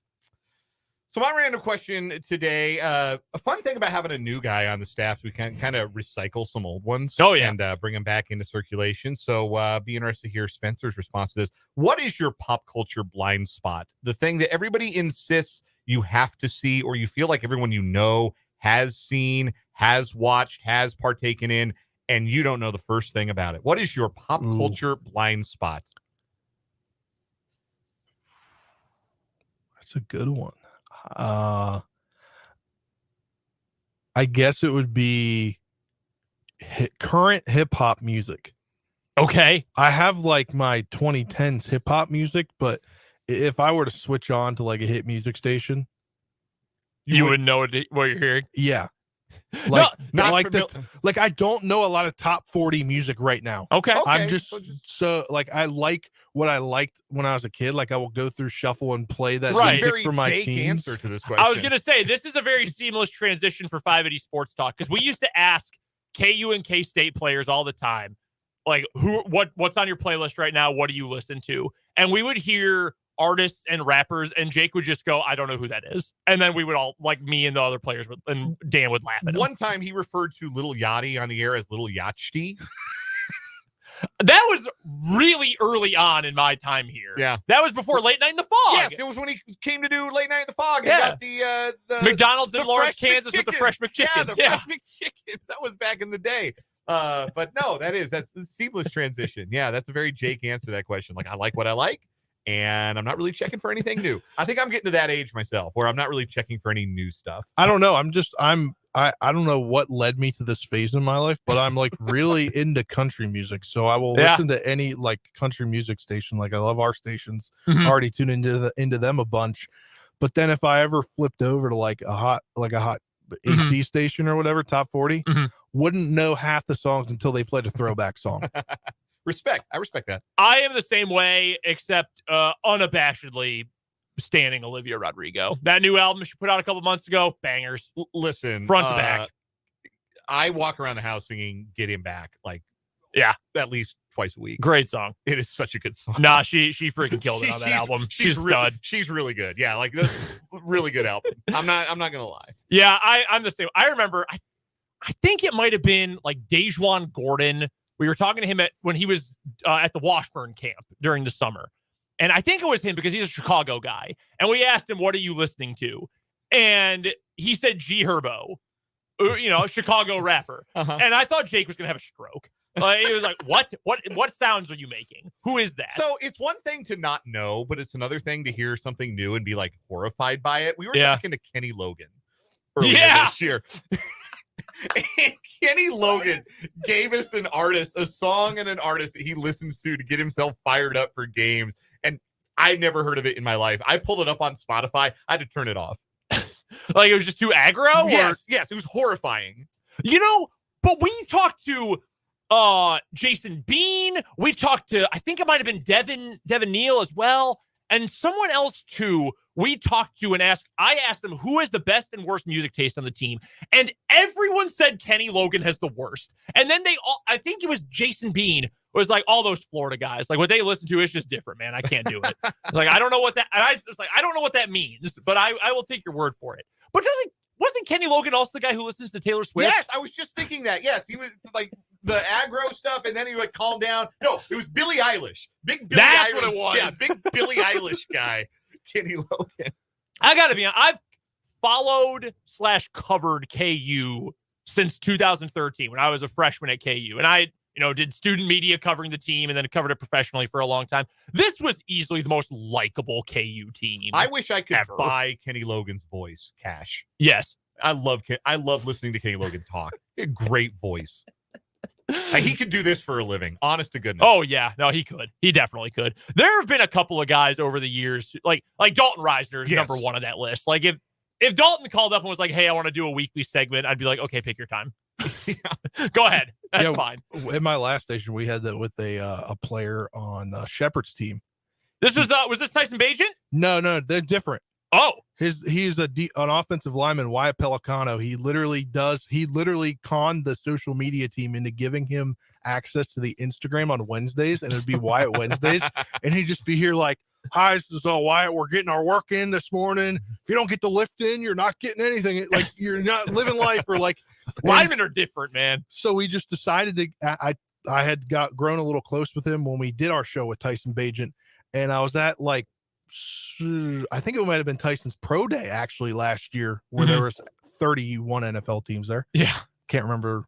I think it was the Bucks did not show up. The only team that didn't show up.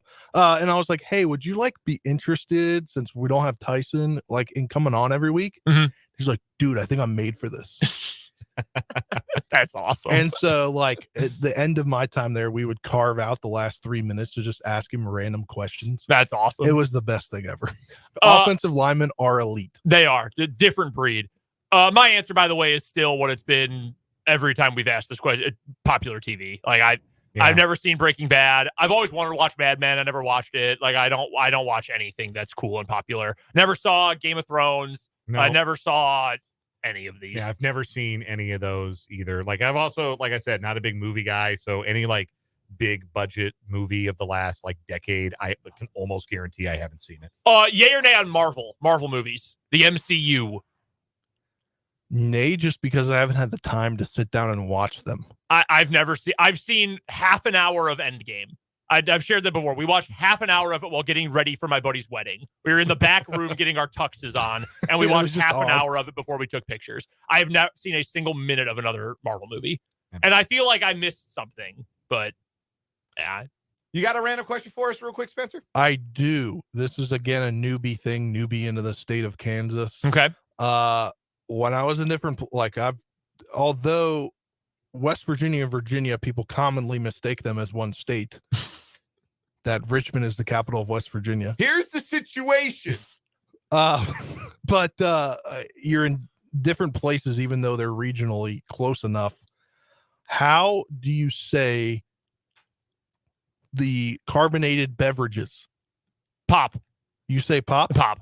I have been here long enough that I have begun calling it pop. See, I'm going to say soda, and people are going to get really confused if I go to a restaurant. I'll take what soda. Yeah, you will grind you down, and eventually it will be pop. I feel like in places where people say pop, it's more like if you say soda, they'll know what you're talking about. Whereas like if you went to, coastal Virginia and were like, "Oh, a pop, please," you'd be like, "What? A lollipop?" Well, yeah. What? Yeah. Pop? What? Yeah, I feel like we shift a little bit more seamlessly around here from one to the other. Also, like you're not going to get cast out of polite society for ordering a soda at Chili's or whatever. When I need to go get this changed in my car, am I getting my oil changed or am I getting my oil changed? That's really funny. I would say oil. Yeah, I say oil too. I emphasize the I. That's a whole other random question segment. What word do you pronounce in a way that irritates other people? Yeah. Your significant other. Yeah. Final one. What do you put your groceries in at the store when you're walking around the store? Put them in a cart. Yes. Yeah. Cart. Okay. In West Virginia, they said buggy. Weird. Yeah. I thought, very weird. I thought you were going to ask, what do you call the thing you put your groceries in at the end, a bag or a bag? And I thought, well, I'm not from that far north. I'm from the upper Midwest, not that far up. That's a very... I went to a wedding in Minneapolis this fall. Oh, my God. It was like going directly to the Yukon. Those accents were so thick, I couldn't believe it. Coming up on the other side of this timeout, is the fix already in? Are the refs going to fix this weekend for the Chiefs? One doofus online thinks so. We'll get to Warren Sharp next on 580 Sports Talk.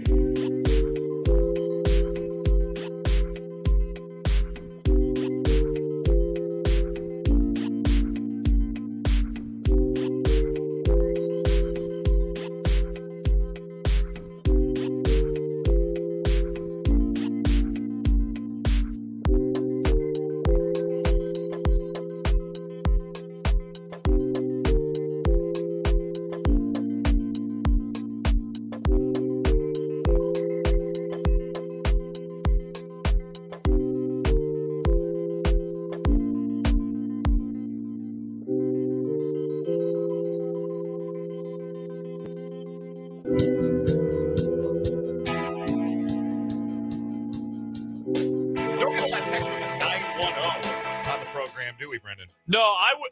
If you had not already told me where this one was coming from, I would not have known where that area code is. Are you familiar with the 910, Spencer? I am not, but I'm just going to take a guess, and it's somewhere in North Kakalaka. We text her from the 910. The text line is open, 785-272-9429. Going back to what we were talking about at the end of the last segment. Grew up in Topeka, live in North Carolina. The terminology is so different. We went to the pop shop growing up. Wow. The pop shop.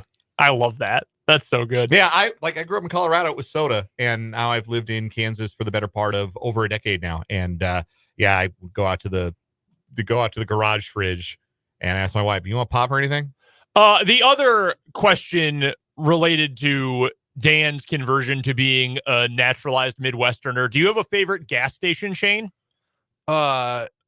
You guys are not going to know what it is. It's called Sheetz. I've heard of We're it. I've never been to with one. Sheetz. Oh yeah, we've had tons of what is wrong with you stories where people like steal a rotisserie chicken at a Sheetz. Yeah. Sheetz, and then Do you have Wawa?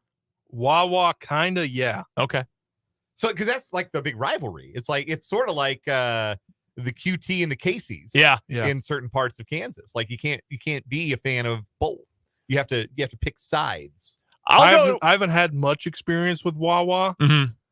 Because they weren't big in Virginia Sure. at the time. They're growing. Okay. Sheetz, and then there were Sheetz where my college was too. Okay. And then Sheetz where I last lived in West Virginia. So I was automatically a Sheetz guy. So here's what I'm going to tell you. People here are going to tell you that Casey's pizza is excellent. You instinctively are not going to believe them because it's pizza that comes from a gas station. Then you're going to try a slice of Casey's pizza and you're going to understand what they were talking about.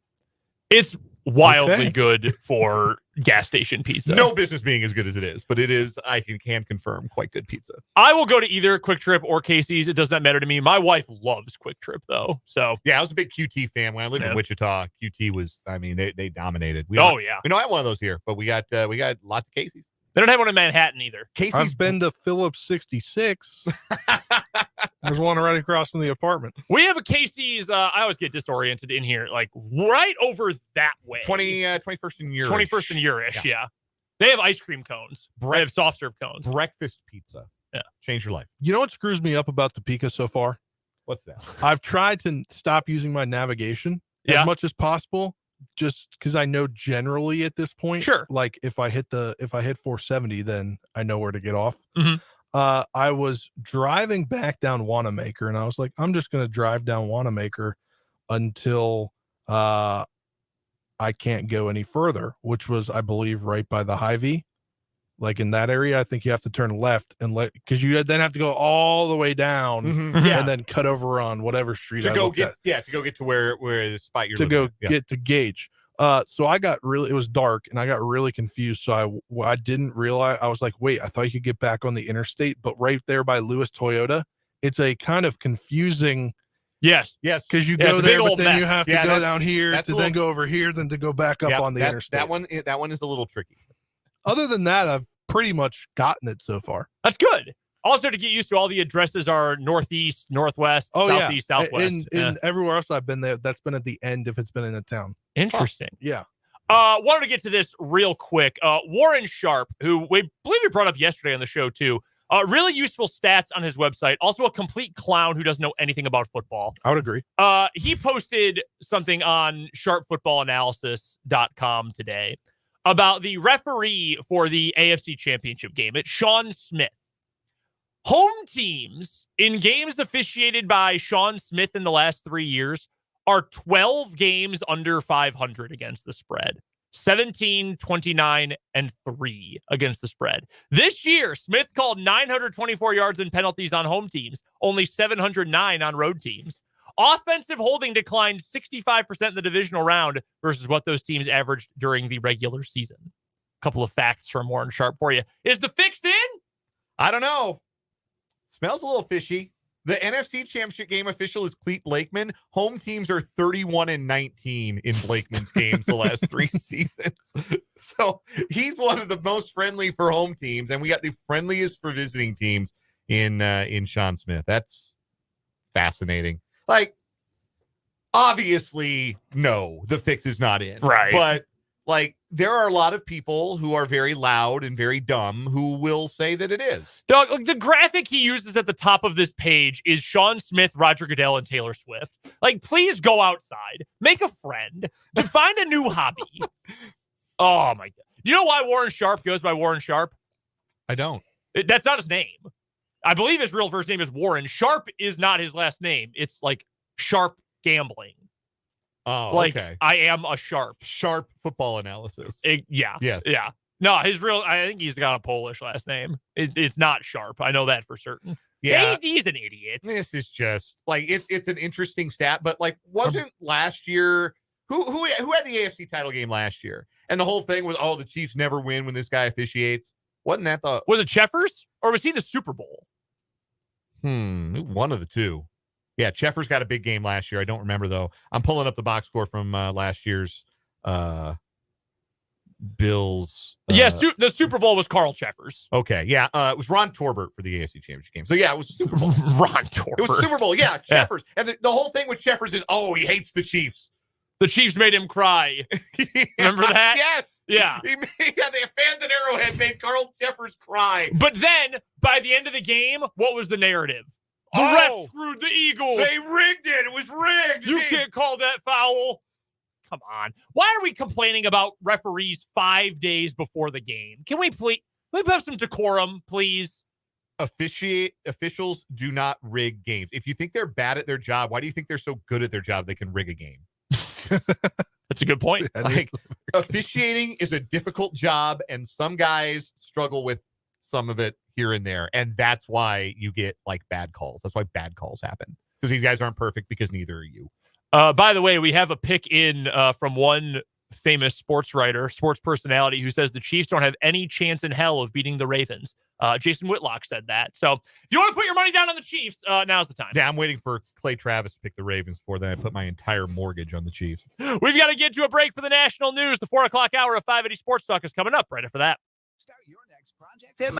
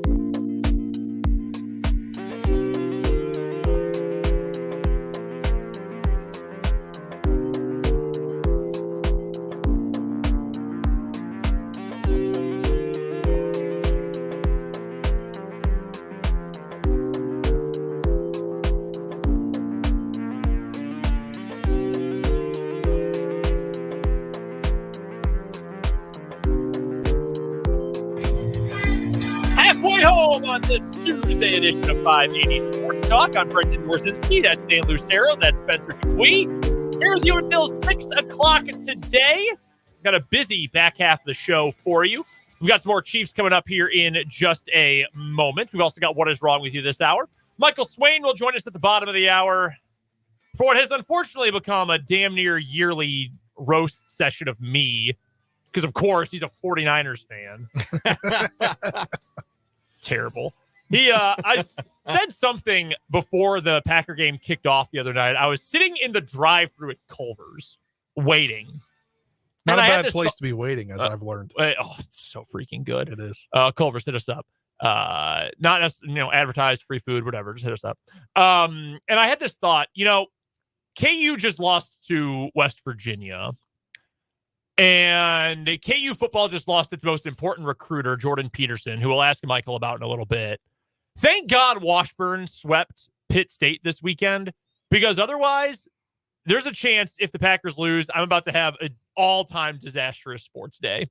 And Michael, some friend, tweets at me, Brendan, I think your day is about to get much worse.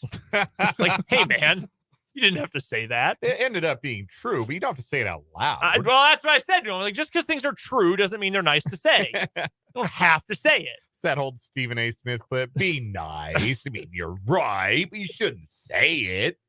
We were texting a little bit during the game, too. So, yeah, I'll give him a moment to gloat coming up at the bottom of the 4 o'clock hour. Headlines today. Oh, buddy, they are plentiful. We've got a bunch to get to. I'll talk a little K-State women's hoops in the 5 o'clock hour. How about the Mini Cats, number 2 in the nation in the coaches poll this week? Yeah. That is awesome. 13 straight wins, including back-to-back wins, tough wins, one in a rivalry game and one on the road against a top 15 team without their best player. Like, that's the mark of a team that can do some damage. Yep. And they only gave up 16 points in the second half. Yeah, that's unbelievable. That's insane. 16 points in a half of basketball because they were down big in the first half. And I thought, short turnaround, no Aokali. It might just not be their night. And that combined with the broadcast quality on FS1, which was subpar. Yeah, so I kept seeing this last night. What was the issue with the broadcast? It was a technical difficulty, but it looked laggy. It looked like you were buffering, even on cable. Okay. So at least that was my experience. So yeah, they had some technical difficulties, which were unfortunate. And I'm sure that probably contributed to some people who might have been inclined to watch the game on FS1 last night. Maybe, the combination of the quality of the broadcast and the quality of the play of K-State, which wasn't very good in the first half. They might have ducked away, might have decided to do something else with your night, but if you stuck it through, you saw a great comeback, a 6-0 run to finish, and a 13th win in a row, and the first loss for Baylor, men or women, in that brand new building. That's crazy. There you go. But we also have to talk about it through the prism of what happened at the end of the game, because it's one of the funniest things I've ever seen in a basketball game, the way that game ended last night. Yeah, I didn't get to see any of this. I saw you tweeting about it, though. So I'm very excited to find out what happened. This is going to be new to me. The story time with Dan coming up when we talk K-State women in the 5 o'clock hour. Your texts are still welcome. Text line number is 785-272-9429. And of course, you can also hit us up on YouTube. 580 Sports Talk on YouTube is where you can find us. Yes, Dan waving at the camera right now. Have you adjusted to the new camera angle in there, Spencer? Are you a bigger fan of the upward angle? I am. I mean, there's not a lot of a leash on it right now. Yeah. So it's gotta really, like, this is the furthest over it'll sit. Okay. Where it won't twist itself down. Need to extend the cord a little bit. Yeah, I think we need to look into that. But I've had Roy do too much stuff for me lately. So our chief engineer, Roy, I told Spencer his first day, there is precisely one person in this building who is irreplaceable, and it is our chief engineer, Roy. Because anytime anything needs to be fixed, Roy, please. I've become pretty good friends with him here in my first week. I can imagine. It's like, hey, I need this on my computer, or can I get this? You haven't gotten to meet Smitty, who worked here for forever, and I believe he came on. He joined Jake and Fulton on Mic'd Up at one point right before he retired. Yeah, on his last day. Yeah. I remember my first day meeting everyone, and Jake and I walked past him. He went, "Brendan, this is Smitty. If you need anything fixed, he will do it." I was like, wow, that's a big claim. And then he kind of turned to me and very serious was like, no, I'm serious. Like anything you need fixed. And it was true. It'd be like, hey, we have 5 minutes here at the top of the hour. Can you fix a light in here? Can you fix these headphones? Everything fixed. It was amazing. So you're saying maybe he could have fixed Dan's camera? I don't know about that. That's a lighting issue up there. Did you do the white balance today? I did do the white balance. I genuinely think that makes a difference. Like I'm going to do it right now for the benefit of the people on YouTube. I'm going to hold the white up to the camera, and then when I pull it away, you see how much better the color is. For it does get better. Yeah, for like a moment, moment, and then it kind of like. But it's better now than it was without me doing that. You got to put a sticky note on the top and see if that helps. See, I've tried with that because these same cameras we have in one of the studios where I've done some stuff for the YouTube. Yeah, that's not well. If you can get it to not cover, you gotta get it so it doesn't cover the camera itself. Yeah, we'll work on that if you're watching on the YouTube stream. Go check us out. Subscribe if you haven't already. 580 Sports Talk on YouTube. The Kansas City Chiefs and the Baltimore Ravens coming up on Sunday. Obviously, you'll be able to hear that game via the Westwood One broadcast. Not Mitch Holthus. If you're trying to listen to Mitch, our apologies. That is an NFL broadcasting rule only in Kansas City. So if you can pick up 106.5 out of Kansas City, that's a hell of a radio you've got. But otherwise, you will not be able to listen to Mitch's broadcast. You will have to listen to the Westwood One broadcast, but that's fine. Do we know if Kevin Harlan's doing the Chiefs game? No idea. I don't know what the Westwood One broadcast. I got to find out if he's doing the Chiefs game or not. Because if it's Kevin Harlan, that is the ultimate consolation prize. He is just so wonderful. He really is the best. And Chiefs fans of a certain vintage, you also... no, okay. It'll be Iron Eagle instead. Oh, well, you get one of the other best to do it. Yeah. Okay, so it's Iron Eagle and one of the McCourty brothers in the booth. The other McCourty brother and Ross Tucker on the sideline. Can we talk about the clip that has come up from Iron Eagle? Have you guys seen that clip that's surfaced on Twitter?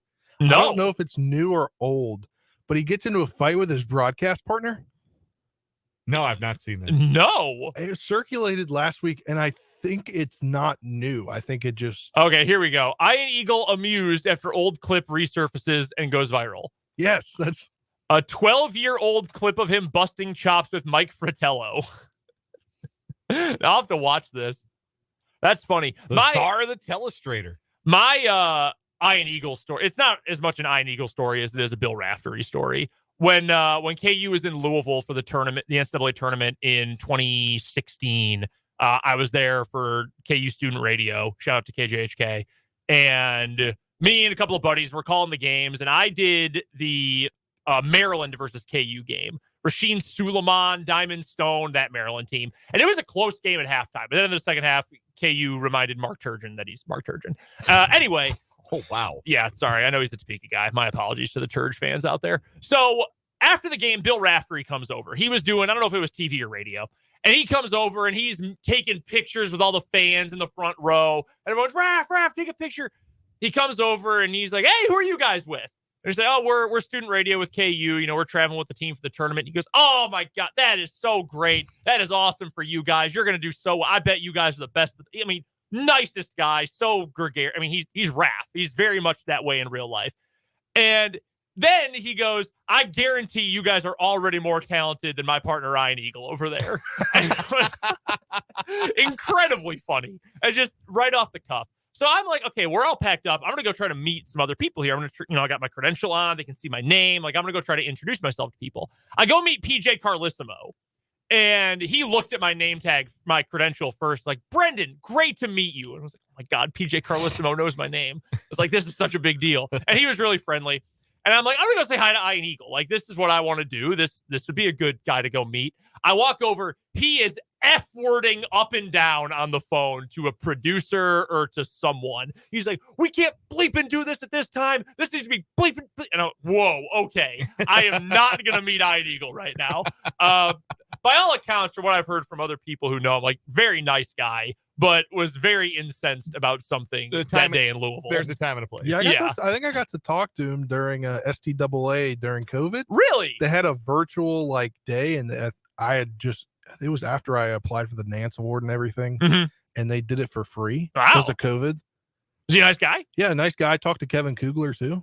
Really nice guy. I don't know if I met Kevin Kugler You pointed him out to me. We were in Omaha for the NCAA tournament. He was there for Westwood 1, I believe. Yeah. And you're like, hey, that's Kevin Kugler. It's like, oh, cool. I know. I've heard of him. And then I rode an elevator with him at one point. Yeah. I don't know that I actually said hi to him.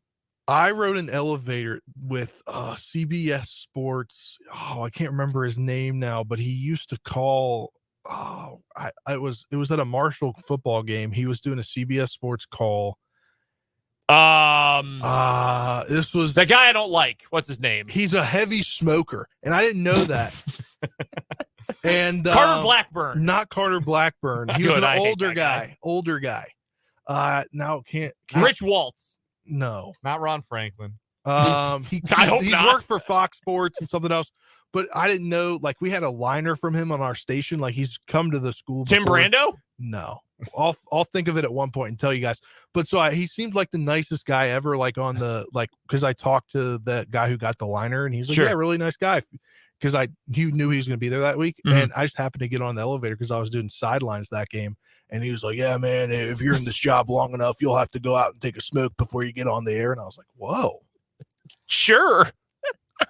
That's really funny. I do not have a rode on an elevator with a famous person story, but I have met Bill Raftery. Had a beverage with Bill Raftery at a STAA event. 2016, I want to say. The other funny thing that happened 2015. 2015.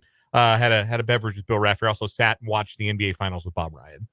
I've heard that story. Yeah. Let's go. Raph is the best. The other funny thing that happened in an elevator when we went to Omaha for the NCAA tournament, we are so off topic here. The other thing that happened, you and I were riding down, and a buddy of mine who now does radio out in Salina, he was still in school at the time, and he says to me, the kid in the booth next to us from Syracuse Student Radio looks and sounds just like Ian Eagle. Yeah, because it was Noah. And I say Noah, yeah. And I was like, hey, Jackson, that's Ian Eagle's kid, right? He goes, wait, really? Yes. No, that's legitimately Ian Eagle's son. Yeah, that's not a coincidence. It is. Like, I catch Noah Eagle like doing play-by-play. Like, he did the NBC game for he's moving up real fast. Yeah. I wonder how why. That happened. Wonder why. Wonder how he got those breaks. Wonder if he would have gotten him if his name was Noah Jones. I think he's doing Knicks with his dad. Yeah, he does the Nickelodeon broadcast. No. He the Knicks with his dad. The Nets. Yeah. With his dad. Like they're splitting the schedule, and they were both on one night, and it was pretty funny. They sound so much alike. They do. I hate like it. The vocal flourishes are like the exact same. I've spoken to Noah Eagle before, and again, nice guy. He interviewed me for something while we were both in college, actually, when Syracuse came to Lawrence to play KU. Or it might have been my first year out of college, actually. Nice guy. I hate him. Like, come on. You put Dworzinski as your last name and see what kind of breaks you get, Noah Eagle. All right, we owe you some football talk. Dan, you saw something today about Patrick Mahomes and how he's performed in his career against number one defenses, which, as we know, Baltimore is going into this Sunday. Number one scoring defense in the league. Taylor Witt, who hosts a Chiefs podcast and tweets at Taylor_Witt, went back through and found the 6 previous instances of Patrick Mahomes facing the team that ended the season as the number one scoring defense in the league. It's happened 6 times. First time was 2018, week 14 against the Ravens. Chiefs put up 442 yards, won that game in overtime. That was the 4th and 9 play to Tyreek Hill. Yes. That saved that game. They went down, scored to tie it, won it in OT. The next year, coincidentally also in week 14, 2019, Chiefs Patriots on the road in Foxborough. Chiefs gained 346 yards of offense, beat the Patriots 23-16. Third time was week 2020, also week 14, again, weirdly. It was against Miami. Miami had the number one scoring defense in the league in 2020. It's kind of wild. Chiefs put up 448 yards of offense in that game. They won by 6, 33-27. 2021, they faced the number one scoring defense in the league twice because it was the Broncos. It was a divisional game. And the Chiefs won both of those games. They won the first one 22-9, and they won the last one 28-24. That was, I believe, the Melvin Gordon fumble return for a touchdown by Nick Bolton in the end. So only 21 offensive points for the Chiefs in that game, but Chiefs won both games. And then last year, I forget what week it was off top, but it was against the 49ers. It was like midway through the year, right? Yeah, week 8 or 9. Yeah. Something like it was right before the bye, I think. And it was one of Mahomes' best games ever. They put up 529 yards and just put it on the Niners. 44-23 was the final in that one. So, against number 1 scoring defenses, or the teams that ended the year as the number 1 scoring defense in the league, Patrick Mahomes and the Chiefs are 6-0. And they go up against number 1 scoring defense in the league. Now, again, I consider this Baltimore team to be a bit of a different animal than, well, certainly than the 2021 Broncos or the 2020 Dolphins. But I think just relative to the level of competition that the Chiefs have played historically in the playoffs, and I think that the Ravens are built to challenge the Chiefs in a different way. They're obviously, there's not like similarities, commonalities between number 1 scoring defenses one year and number 1 scoring defenses the next.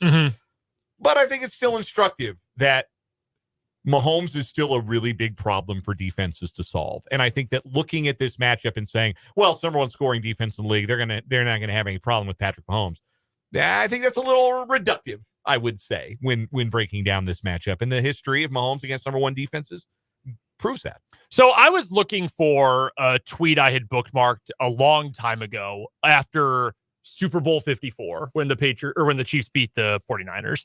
And it said something to the effect of, guys will tell you defense wins championships after just watching Patrick Mahomes do that to go win a Super Bowl against the number 1 team in the NFL, or like against one of the best defenses in the NFL. And I can't find it, but I did find this one from even longer ago, September of 2018. So this is 1 or 2 weeks into Patrick Mahomes' time as a starter, from Kevin Clark of many different places, including currently ESPN and The Ringer, formerly The Ringer. This is, again, September 2018. Wait until those famed NFL defenses catch up to Patrick Mahomes when they get on tape that he's throwing perfectly placed passes on every play and knows exactly what to do on every decision. It'll be over then.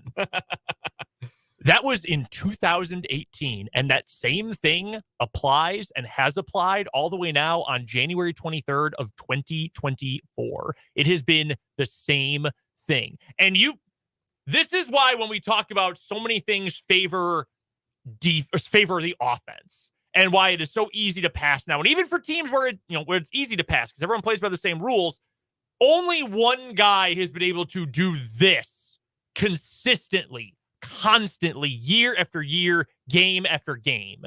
And it's Patrick Mahomes. He's the only one who has been able to do it with this kind of consistency. We have seen one of the greatest offenses of all time against a number 1 ranked defense in a Super Bowl get absolutely clowned and embarrassed. You might remember that one. Yes, I do. Yes. Very fondly. Yes. In fact. Super yes. Bowl 48. 48. Yes.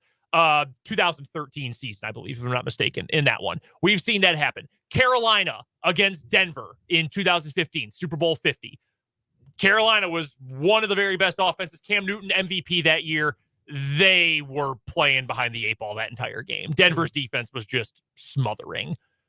One exception to this entire time, and it's regular season, it's postseason, it's Super Bowl, has been Patrick Mahomes, except for the year when he was playing with 5 greasy traffic cones. See, it was the same thing that happened to the Panthers against the Broncos. They had Mike Remmers trying to block somebody, and that didn't work. Yeah. And that's why they lost. That's why I call Mike Remmers 2-time Super Bowl least valuable player, because Von Miller won the MVP of Super Bowl 50 because Mike Remmers couldn't block him. And frankly, Shaq Barrett should have won the MVP of Super Bowl 55 because Mike Remmers couldn't block him. But the middle of the season, the version of the Chiefs offense that we saw most of the season going up against this Baltimore defense, I would have said, oh boy, I don't know about this. I don't know how I feel about this. I would give an edge to Baltimore, significant edge to Baltimore.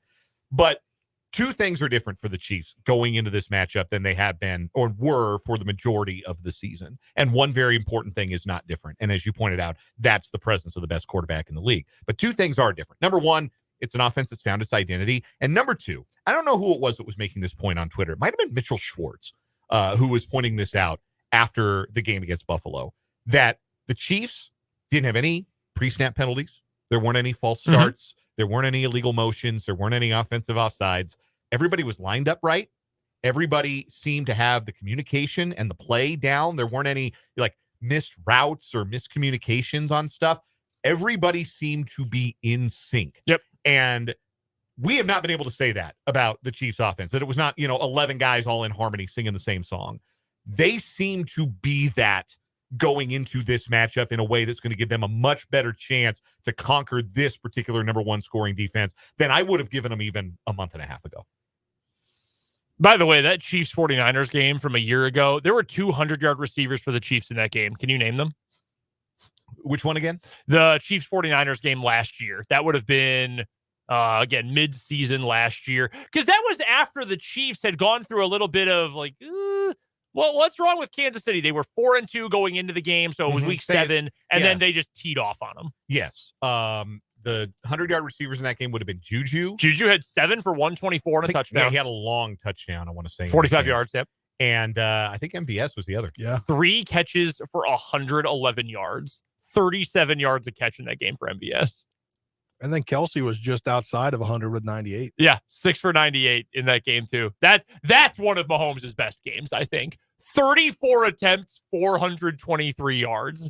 QBR of 92, rating of 132. One of the best games he's ever played in his career.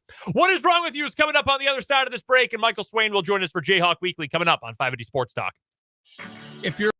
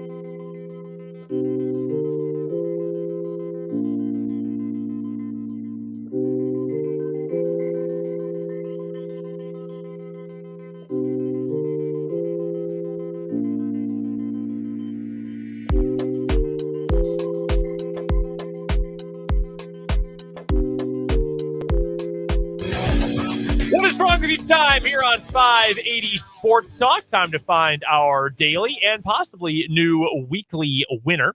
What is wrong with you today and every day is brought to you by Top City Metal Supply. They cut the metal you need to your specifications, which saves you time, money, and material. So never settle when it comes to metal with Top City Metal Supply, located on South Topeka Boulevard, halfway between Frito-Lay and Forbes Field. Our winner for the week is the guy who at an elementary school open house was playing basketball with his gun inside of his waistband, and he shot himself in the leg. Yeah. Brought the gun to the school open house in the first place. Wild move. Not holstered. Also a wild move. Yep. Thought he could get a run in with a gun on him. Third wild move. And then he ended up shot. By the way, speaking of what is wrong with you, I was digging through my bookmarked tweets when I was trying to find that one about Patrick Mahomes, and I came across one from March 12th, 2020. So we're talking like day the world ended pretty much. Yes. From @Bovada Official on Twitter. For those looking for something to bet on, virtual camel racing. We were down so bad. Well, okay, the fact that I bookmarked that is more concerning than the fact that the tweet exists in the first place. All right, Dan, you're up first for today's What is Wrong with You? All right, we're going to Florida with a guy whose name provided some advice that he did not take. A Florida man named Robert Brush, 46 years old. Polk County Sheriff's Office deputies were in the area of Lake something. I'm not even going to try. Hachanea, sure. And Watkins Road in Haines City, Florida, when they noticed a tailgate on a pickup truck was covering the license plate, which is a probable cause arrest affidavit reviewed says. Deputies pulled Brush over and asked for his license. He should have brushed it off before he gave it to them. Boo. He did not. Deputies noticed a white crystalline substance on it. It's a Florida story, so you can probably guess what it was. Yeah. It's on his wallet? On his license. On his, oh my God. Cards like driver's license are often used to break up drugs. I know this from watching film and TV. See people cutting lines of Coke with a credit card. Oh yeah. It's like half of the movie Wall Street or American Psycho. One of the two. Hard to keep them straight. Very similar motifs. So the deputy tested the substance. It came back positive for meth, allegedly. Brush claimed he didn't know there were any drugs on the license and said there was nothing illegal in the car. Deputies called in a police dog, and the police dog said, "Nah, man, you're BSing. There were, in fact, drugs in the car." A baggie filled with what appeared to be a large amount of the same substance that was on the license. That came back positive for meth, 14.23 grams of it. Whoa. Deputies also found another baggie with about 2 grams of meth. Deputies arrested Brush on charges of trafficking amphetamine, possession of drug paraphernalia, possessing a vehicle, knowingly trafficking drugs, and tampering with physical evidence. But at least he's familiar with jail. He's been there 50 times since 1997. What? That's a lot of jail time. Oh my gosh. In 27 years. Yeah. 50 arrests, 50 trips to jail in 27 years. And Clearly he wasn't 46? smart enough to take off to put up his tailgate. Yeah, he's Right. 46. So since he became of legal age, basically. He's trying to become the meat suitcase guy. Yeah. And his 70 arrests are yearly champion from 2023. So yeah, should have just brushed off his license. But might have avoided all of this. If he'd handed them a clean license, he might have gotten away with it. Yeah, no kidding. And Oh then my gosh. He says, "Yeah, there's nothing illegal in the car." And so, well, what's this dog gonna find? Drugs, as it turned out. Yeah. Surprise. My story today is going to take us to Roseville, California. This story was submitted by 2 listeners, listener Ryan, as well as my wife.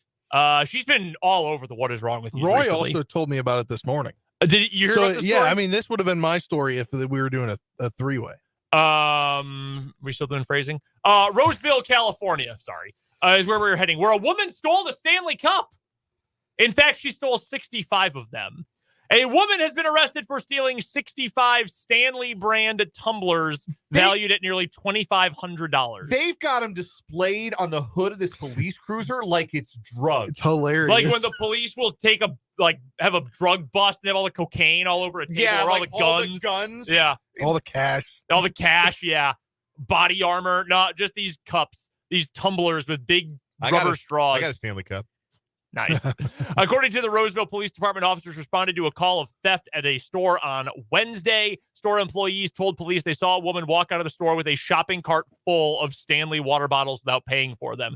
Employees said the woman refused to stop for staff, put the stolen cups in her car, and drove off. They were able to give officers a description of the suspect's vehicle. An officer spotted it nearby and pulled the vehicle over. Inside, the officer found 65 Stanley Cup products valued at nearly $2,500. The driver was arrested on charges of grand theft, She is a 23-year-old from Sacramento, California.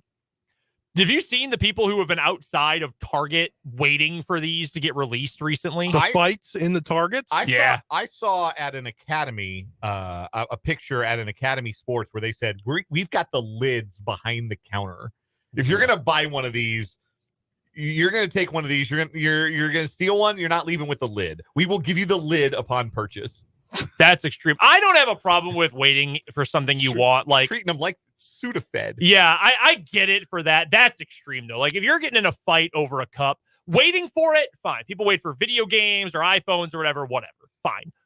But if you're getting in a fight over it though, you gotta chill, big time. It's ridiculous. It's the most ridiculous thing I've ever heard of. Like I'm sure they're great cups. Like I also have a great cup. Like.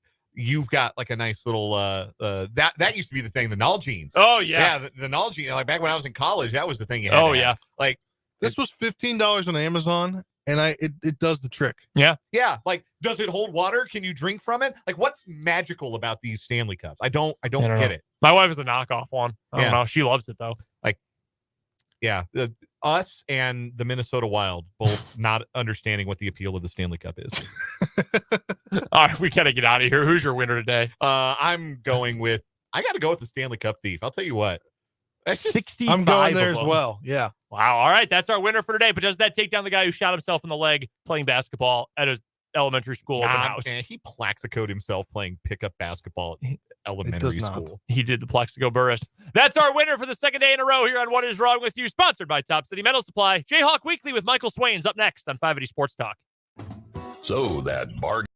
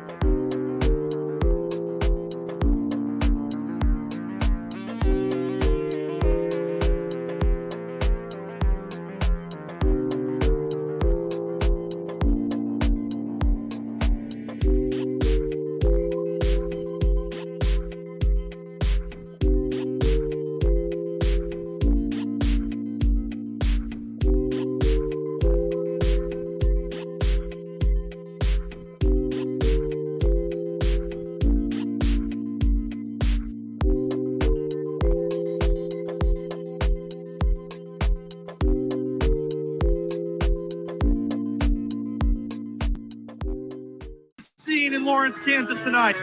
What a scene it was last night in Allen Fieldhouse in Lawrence when the Kansas Jayhawks bounced back with a 74-69 win over the Cincinnati Bearcats. To break that down and all things KU athletics, we're chatting with Michael Swain from Fog.net and 24/7 Sports. This is Jayhawk Weekly with Michael joining us on the Fleming Place Wine and Spirits hotline.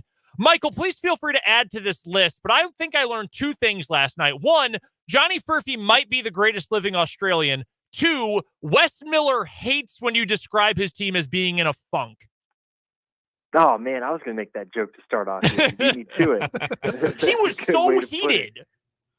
That was wild. I've never seen someone get so up in arms over a word. And then my favorite part of it was the fact that he then describes exactly what a funk is. Like, it was just comedic genius from Wes Miller.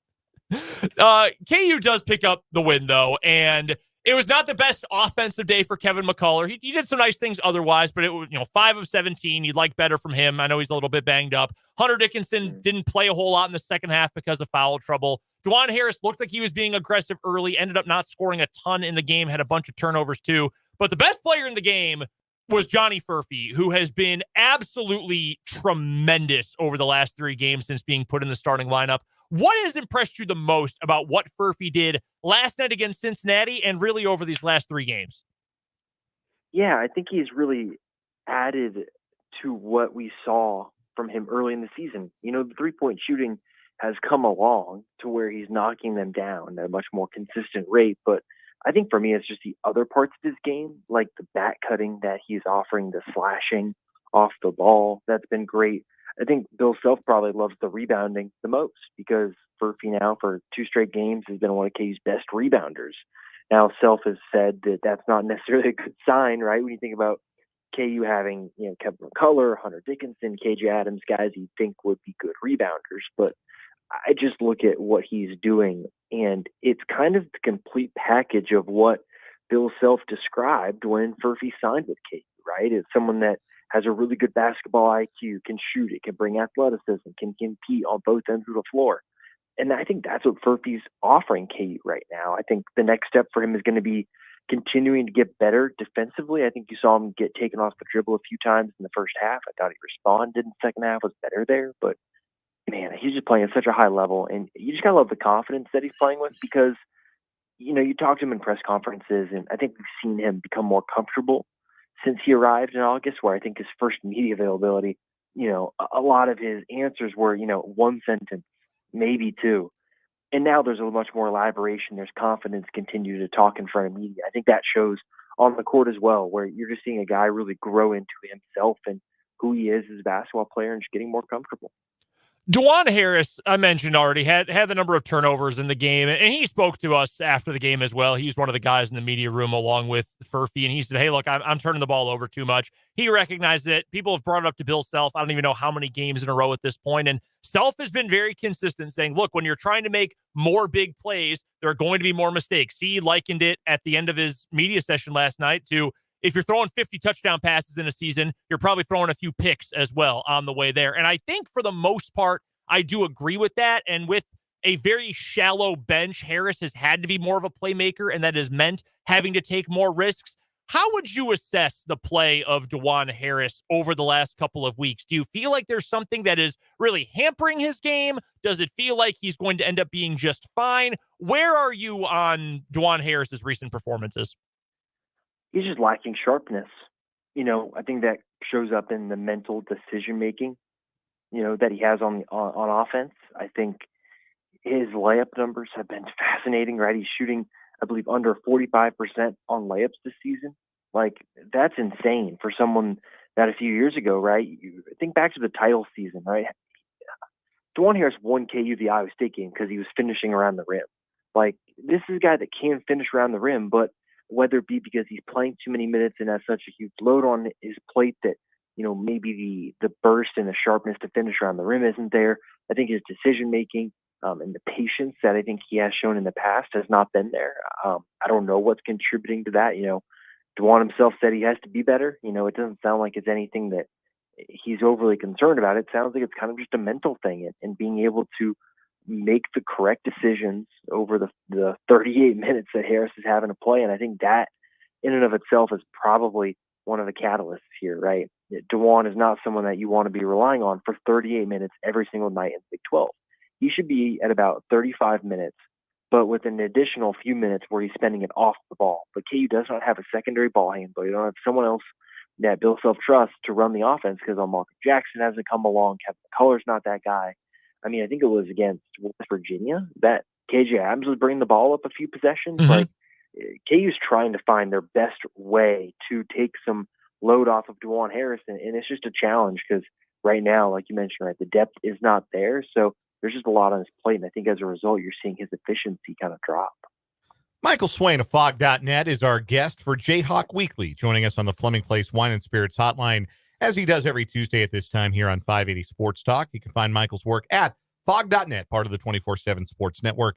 Check him out on Twitter at mswain247. Michael, the Jayhawks won last night and dropped in the KenPom. They went down to number 19 in the country in the KenPom. They were 18th going into last night's game. Why do you think the metrics, the advanced numbers, aren't as big of a fan of Kansas as they have traditionally been? Well, I think not blowing out teams that the metrics think you should blow out is a contributing factor, because this has been the case since the start of the season, right? KU was, a top 5 team, I want to say, to start the year. And because they didn't blow out the likes of Eastern Illinois early in the year, in games like that end up being close, that has a big impact on your numbers, because you should be performing better against those types of teams. And obviously KU did not. And I think the reason for that is just the bench. You can go back to last night, and KU, runs with the starters for the first 7 minutes. They leave. It's a 10-point game. The next time the starters all were on the floor together, 7 minutes later, it's a 2-point game. Those swings are really important, because those starters have to come back in, and all of a sudden they have to make plays again. They're having to strain and make sure things are happening, or else the other team is going to take the lead. And in a different world, maybe KU would have more depth, and maybe they're able to extend a lead because they're better than the bench players that a Cincinnati team has. Or maybe they just hold pat and it's an even stretch where then those starters come back in as a 10-point game, and then maybe they extend the lead to 15 by halftime, and all of a sudden you're talking about an entirely different game. And so I think those are the things that really do contribute to the numbers.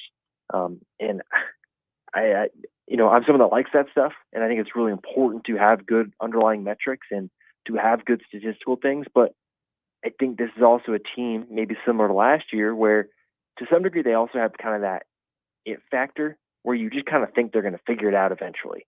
And I think outside of a really poor mental stretch at the end against West Virginia, I think this team has been really good in close games so far this year. So I think those are probably some of the reasons why the metrics aren't necessarily backing up, but I think we all see is a good team, but still a flawed one. What was better defensively for Kansas last night? Because they gave up 91 on the road to West Virginia, and some of that was West Virginia's water not finding its level and just making a lot of tough shots over the course of 40 minutes. But typically, Bill Self teams don't give up 91 points. So what changed? What got better? What do they have to continue to be better at on the defensive end? Well, I think, you look at the first half, right? I think KU was not great at guarding on the perimeter. I think Cincinnati did a good job of getting into the paint. In the second half, KU did a lot better job of just making them take contested jump shots. And I think that comes from defensive connectivity, which we didn't see against West Virginia, right? How many times did someone like KJ or Johnny not get their hand up in front of Raekwon Battle as he's on the perimeter? Like, those are things that I think Bill Self probably would have harped on tape. And there's also the play where I think Kevin and DeJuan got mixed up on a screen, and that led to a made 3. So I think those types of plays were better, right? He was much more connected defensively. And look, Cincinnati does not necessarily have great shot makers. I think they're a really good front court team.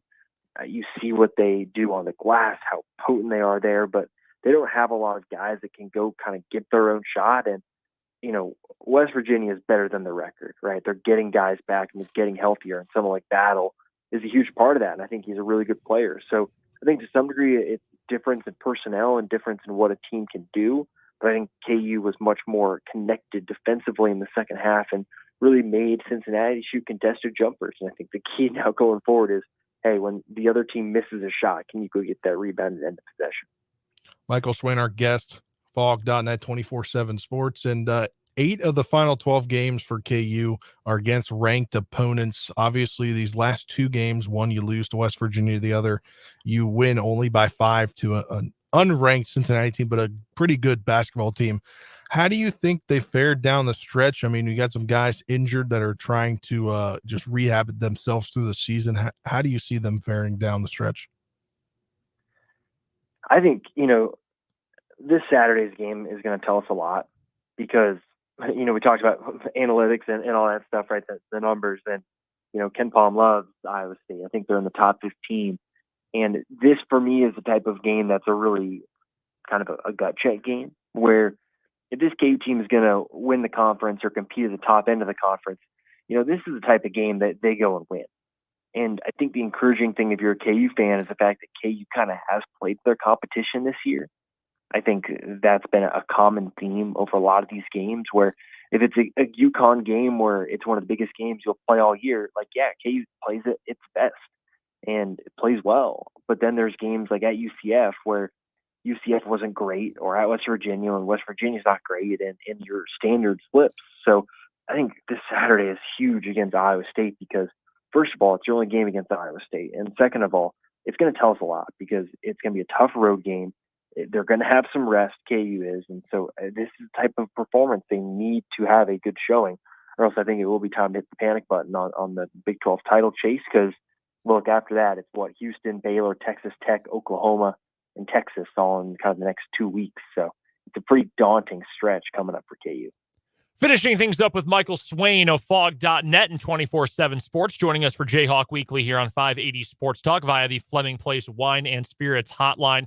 Michael, I wanted to shift gears to KU football for a moment. Jordan Peterson, who I think you could argue, and maybe it's not even arguable, has been the best recruiter for KU football over the last couple of years. He's headed to his alma mater, Texas A&M, to be their co-DC and defensive backs coach.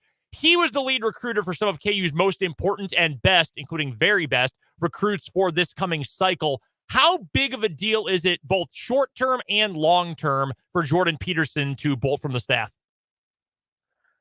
Well, it's really big. And I think you look at his trajectory at KU, right, with Leipold, where he's brought on the field after Leipold's first season, gets promoted to passing game coordinator, and then had been promoted again this offseason to co-defensive coordinator. And look, I think it says a lot, too, that Texas A&M gave him the same titles he had at Kansas, where he's going to go be the defensive backs coach at Texas A&M. And he's also going to go be the co-defensive coordinator there. I think that says a lot title-wise about what A&M thinks of him, and I think generally how big of a coup it is for them to get him. So on the recruiting side, Lance Leipold and Taiwo Onatolu and Chris Simpson, who also recruited Arizona, KU's 3 Desert Edge commits.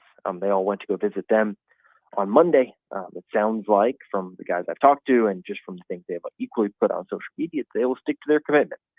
That's really positive because I think anytime nowadays a position coach leaves, you can kind of wonder, is that recruit going to stick to their commitment? And I think it's hugely positive for KU that these guys have stuck to their commitments. And look, I think KU has to find the right personality for this cornerbacks room because, Kobe and Mello and even some of the young guys like Jameel Croft, Jacoby Davis, they got big personalities. And so KU needs to have the right type of person in that room to coach those guys. And I think equally to go out and be a really good recruiter, because I think that was one of the areas where Jordan Peterson really separated himself, was the fact that he could go and get guys like Deshaun Warner on board when Warner took official visits to Washington and Texas, right? That's huge. So it's a big loss for KU, but I think you got to have some faith in Lance Leipold to find the right type of person to have success in that role. Michael Swain covers the Kansas Jayhawks, and all of his work can be found at fog.net, which is part of the 24/7 Sports Network. Go follow him on Twitter as well, at mswain247. And he joins us every Tuesday at this time for Jayhawk Weekly on the Fleming Place Wine and Spirits hotline. We appreciate the time as always, Michael. Enjoy Ames coming up on Saturday, and we'll talk to you soon. Sounds great, guys. Talk to you later. That's Michael Swain from fog.net. And that does it for the 4 o'clock hour of 580 Sports Talk. Headlines leading off the 5 o'clock hour coming up after the news.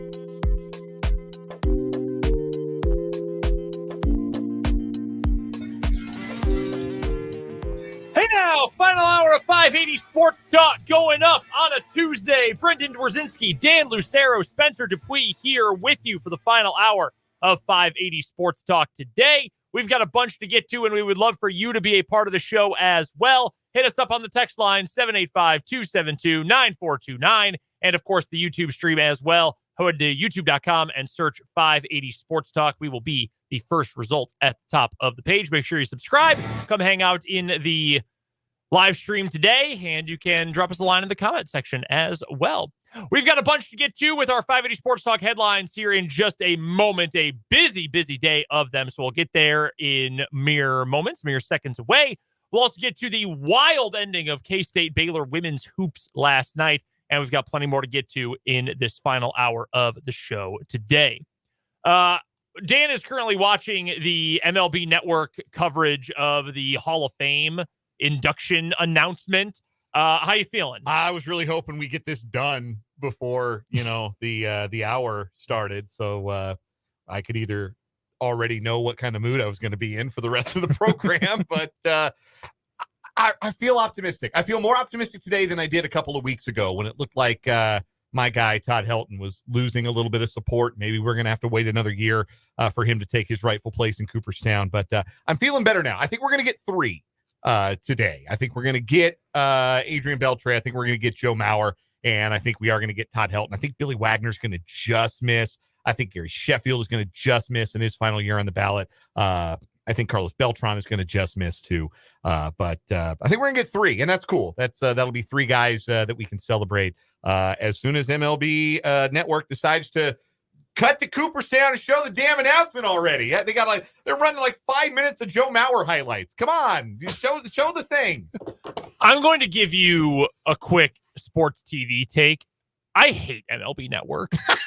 Like, the commercials look like they were made by a high school film class. I don't like Brian Kenny at all. I cannot stand him. I haven't since he was on ESPN. I don't like Bob Costas, although his storytelling ability, I think, is actually very good for baseball these days, as much as I don't like him. And it just feels so cut rate. Is Fran Charles still on there?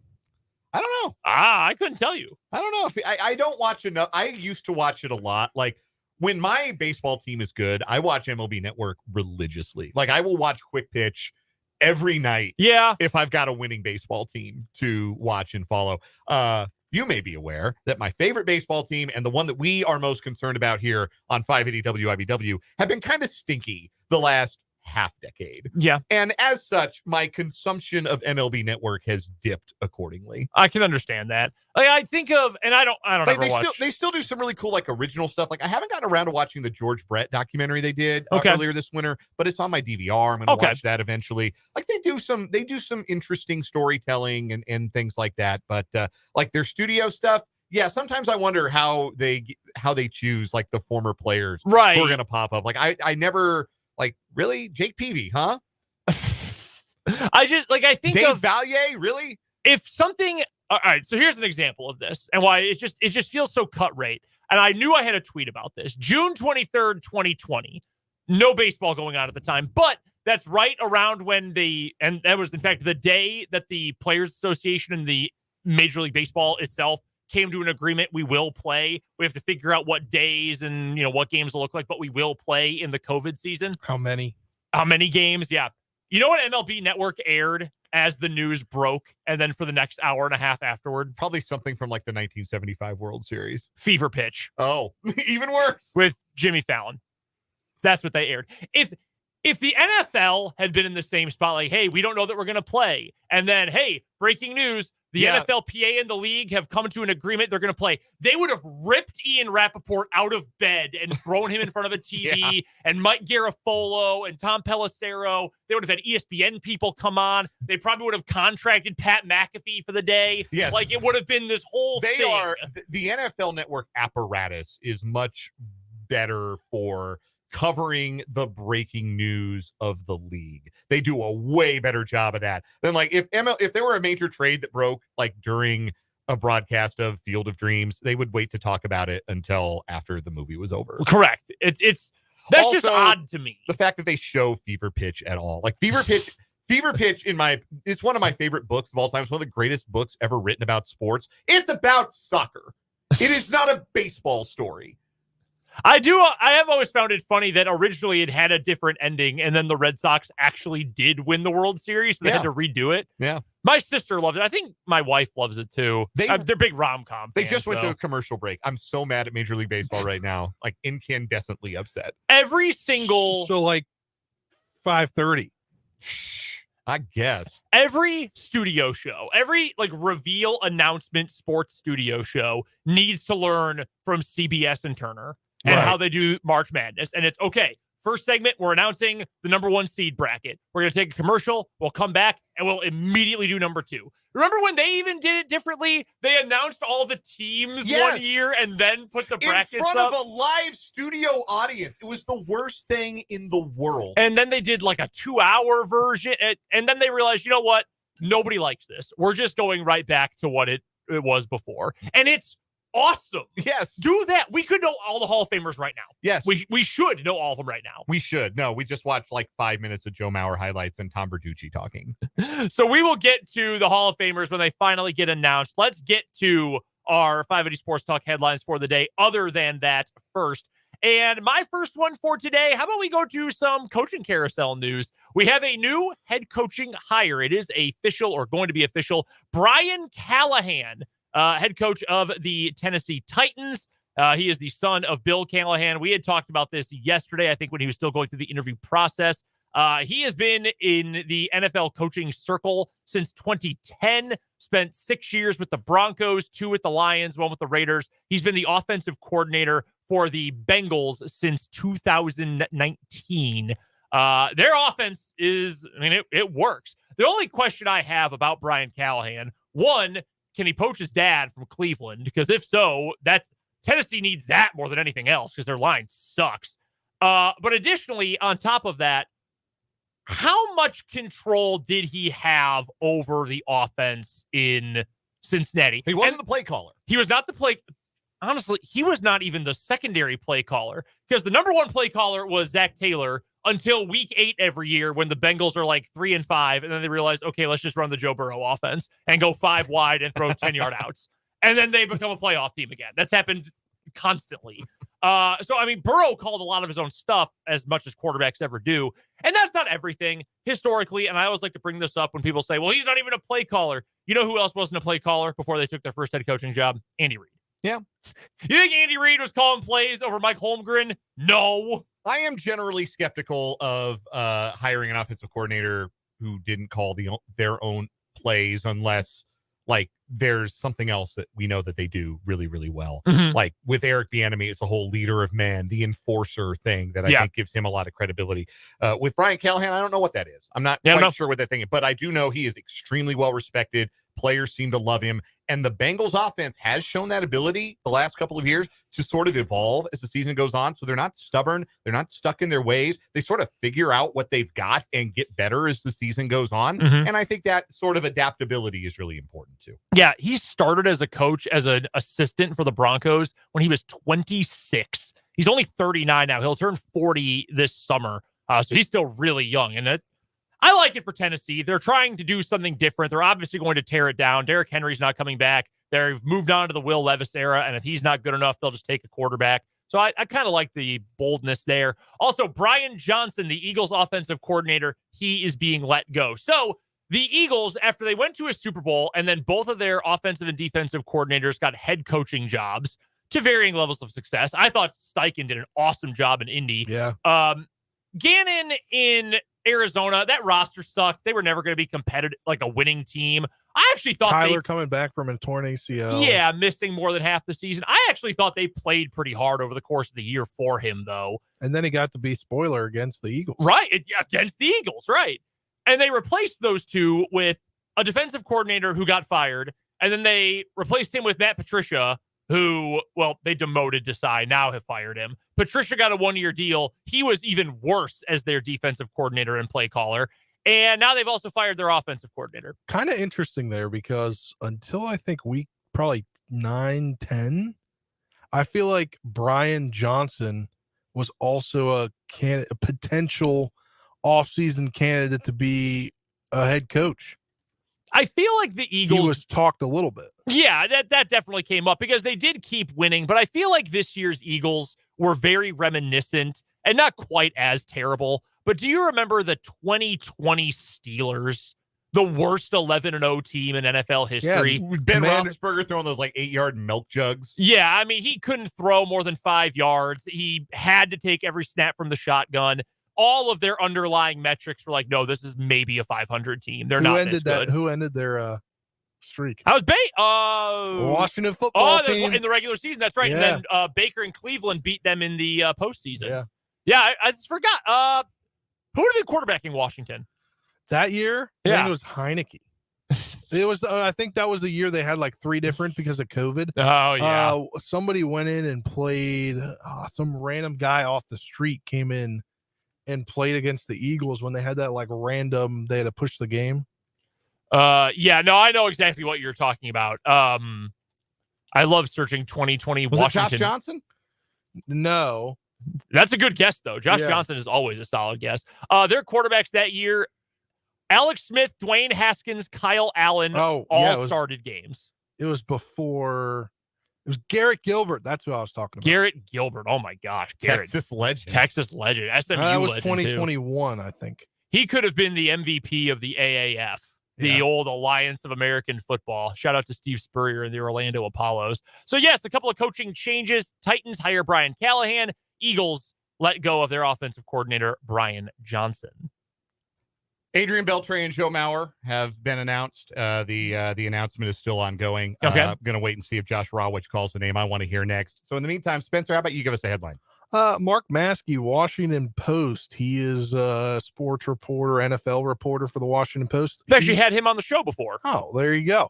He tweeted this morning, the 4 NFL divisional round playoff games last weekend averaged 40 million viewers on each TV and digital platform, the league announced. That's the highest viewership since 1988 for that round of the postseason. He goes on to say, Chiefs Bills averaged 50.4 million viewers. That's the most watched divisional or opening round playoff game ever. Packers 49ers Saturday night averaged 37.5 million, the most watched Saturday NFL playoff game. And that just shows the NFL is king. But for Dan Lucero, yeah, should we? Todd Helton is Dan, king. you want to break some news here? Todd Helton is the third and the final member of the Major League, the National Baseball Hall of Fame class of 2024. How about that? Well, congratulations to you. Thank you. One of your favorite Rockies, the greatest Rocky of all time. No doubt about it. This makes he deserved it. He was such a good player. He really was. I'm glad he got it. Do they have the percentages? No, we're not. We have not yet seen the percentages, but we do know it is a 3-member class. Joining Jim Leland, as we mentioned yesterday, former manager of the Pirates, Marlins, and Tigers, who was inducted by the Veterans Committee. 3 players got in. Beltre is going to have the highest percentage. First year on the ballot for Adrian Beltre. Hit those magic numbers of 3,000 hits with 3,166. Hit 477 home runs.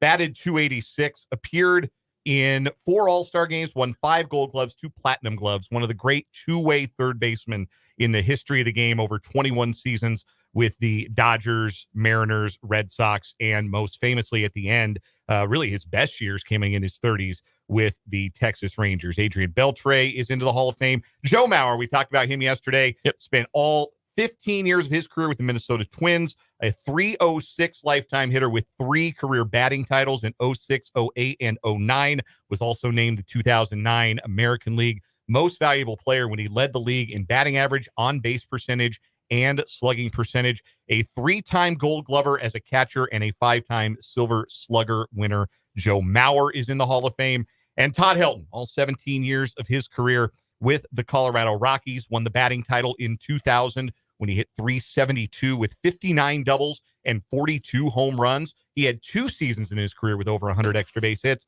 a lifetime .316 hitter with a .953 OPS. And if you want to claim it was all Coors Field, his road OPS in his career higher than the career home and road OPS of Tony Gwynn. So he could hit anywhere he played. 369 homers, 592 career doubles, a 5-time All-Star, 3-time Gold Glover, and 4-time Silver Slugger winner. Those are your Hall of Famers: Adrian Beltre, Joe Mauer, and Todd Helton.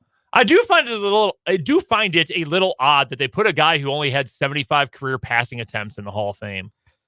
It's fascinating because both Todd Helton and Joe Mauer were accomplished high school quarterbacks. Yes. Joe Mauer was a big deal football recruit. Yes, he was. Coming out of high school. I think he had an offer from USC, but chose to play baseball. He's the number 1 overall pick in the baseball draft as a high schooler, and went the baseball route, and that worked out pretty well for Joe Mauer. Hometown kid, too. He was from Minneapolis, yes, I he think, was St. Paul. Yeah, played for his hometown team his entire career, which is pretty cool. So, yes, those are your Hall of Famers. And we haven't yet seen the percentages yet. I can pass those along in a bit when they do go out there. But hell yeah, man. Yeah, that's awesome. That's really cool. If I can get personal for a moment, everybody has their guy who, like, they grew up watching, and they have the images in their heads of what made that player great or what kind of defined that player. Todd Helton, by the time the Rockies got good, because they weren't really good early in his career and they weren't all very good at the end of his career. By the time they were good in 2007 when they won the pennant, 2009 when they reached the playoffs, Helton was no longer the hitter that he had been in his prime, but his best years of the back half of his career were in those 07 and 09 seasons, which goes to show that when the lights got bright, he was a great player. He hit a memorable home run in the Rockies' late September run in 2007 off of Takashi Saito to sweep a doubleheader. It was in the second game of a doubleheader against the Dodgers. The Rockies never hit Saito, and Helton hit a 2-run walk-off home run to sweep the doubleheader, and it's an image that is so iconic. You can go and look at it on my desk anytime you want, because it's the bobblehead they did of Helton when he retired. I'm just, I told you there'd be a lot of emotion, and there is right now. I'm just really, really excited that this outstanding player, took him 6 years to get his due, but this is where he belongs with all the other immortals in Cooperstown. No, it's true. I mean, he was an incredible player for a really long time. Truthfully, if you asked anyone we're effectively the same generation. You're a little bit older than I am. But if you asked anyone, certainly my age, like, can you name a Colorado Rocky? Rockies baseball did not exactly grab the attention of many people in the greater Chicagoland area, except those who had moved to Denver to go to Rockies Cubs games, who I know you're quite familiar with. Like, and Todd Helton. And I would say, Todd Helton's awesome. Like, he's a heck of a player. I mean, he had a 200 hit. Was it 200 hit season? He got close to 200 a couple of times. Led the National League in on base twice, the majors in on base percentage in 2005. 5-time All-Star, 3 Gold Gloves, 4 Silver Slugger awards, MVP votes a few times. And for a lot of that stretch, if you knew anything about the Rockies, probably for like a solid decade, if you knew anything about the team, which, like you said, they really weren't worth knowing much about for the better part of Helton's prime, that was who you knew. And there was him, and that's kind of, those are like my middle school, early high school years. Going to a lot of games, watching them on TV, and the 3-4 of those Rockies lineups, Helton and Larry Walker, now in Cooperstown. And while Larry Walker getting in was a great thrill, and that was obviously a player I loved, Todd Helton is a Rocky and only a Rocky, and so it's extra special for those of us who love him. He means as much to us as I imagine George Brett means to Royals fans. Unfortunately, unlike the Royals, we never got Todd his ring in Denver, unfortunately, but a fabulous career, and again, so well deserved, and I'm overjoyed today. Did Larry Walker put the Rockies on his hat? He did on his bust? Okay, cool. Yes. That's awesome. So Helton won't be the first one to do that, but that's really cool. That's awesome for Todd Helton. That's awesome for all three of them. They slam dunk nominees as far as I'm concerned. One thing I wanted to get to, Spencer, with the headline you had a moment ago about NFL viewership this weekend. 50.4 million viewers on average. Do you know what percentage of the U.S. population that is? I don't even know. I'm not even going to begin to. 15.8%. Just under 16%. I am very sports centric in the way I view the world. Like, I view things through the sports, because I mean, it's an obsession. It's what my job is. It's what the things I like the most. How in the world were 84+% of people doing something else on Sunday night other than watching that Chiefs Bills game? How did 84% of people say, no, I've got something better to do? That's unbelievable to me. I'd like to dig into the numbers and see what events besides the Super Bowl do bigger than that. I bet none. That's going to be your second most watched game of the entire year, I'm sure. except for maybe the 2 games coming up this weekend. Yeah, because I mean the NBA doesn't even touch close to that. No. World Series doesn't. NHL playoffs certainly don't. Sometimes the opening ceremonies of the Olympics will do good numbers, but nothing like that. But like the Super Bowl, 100 million people watch. What are the other 2/3 of the country doing on Super Bowl Sunday? Well, how do they because there's Super Bowl parties. Yeah, I think they have ways that they estimate for that. I don't know. Yeah, I just never knew that. I think there's a method for that. I don't know.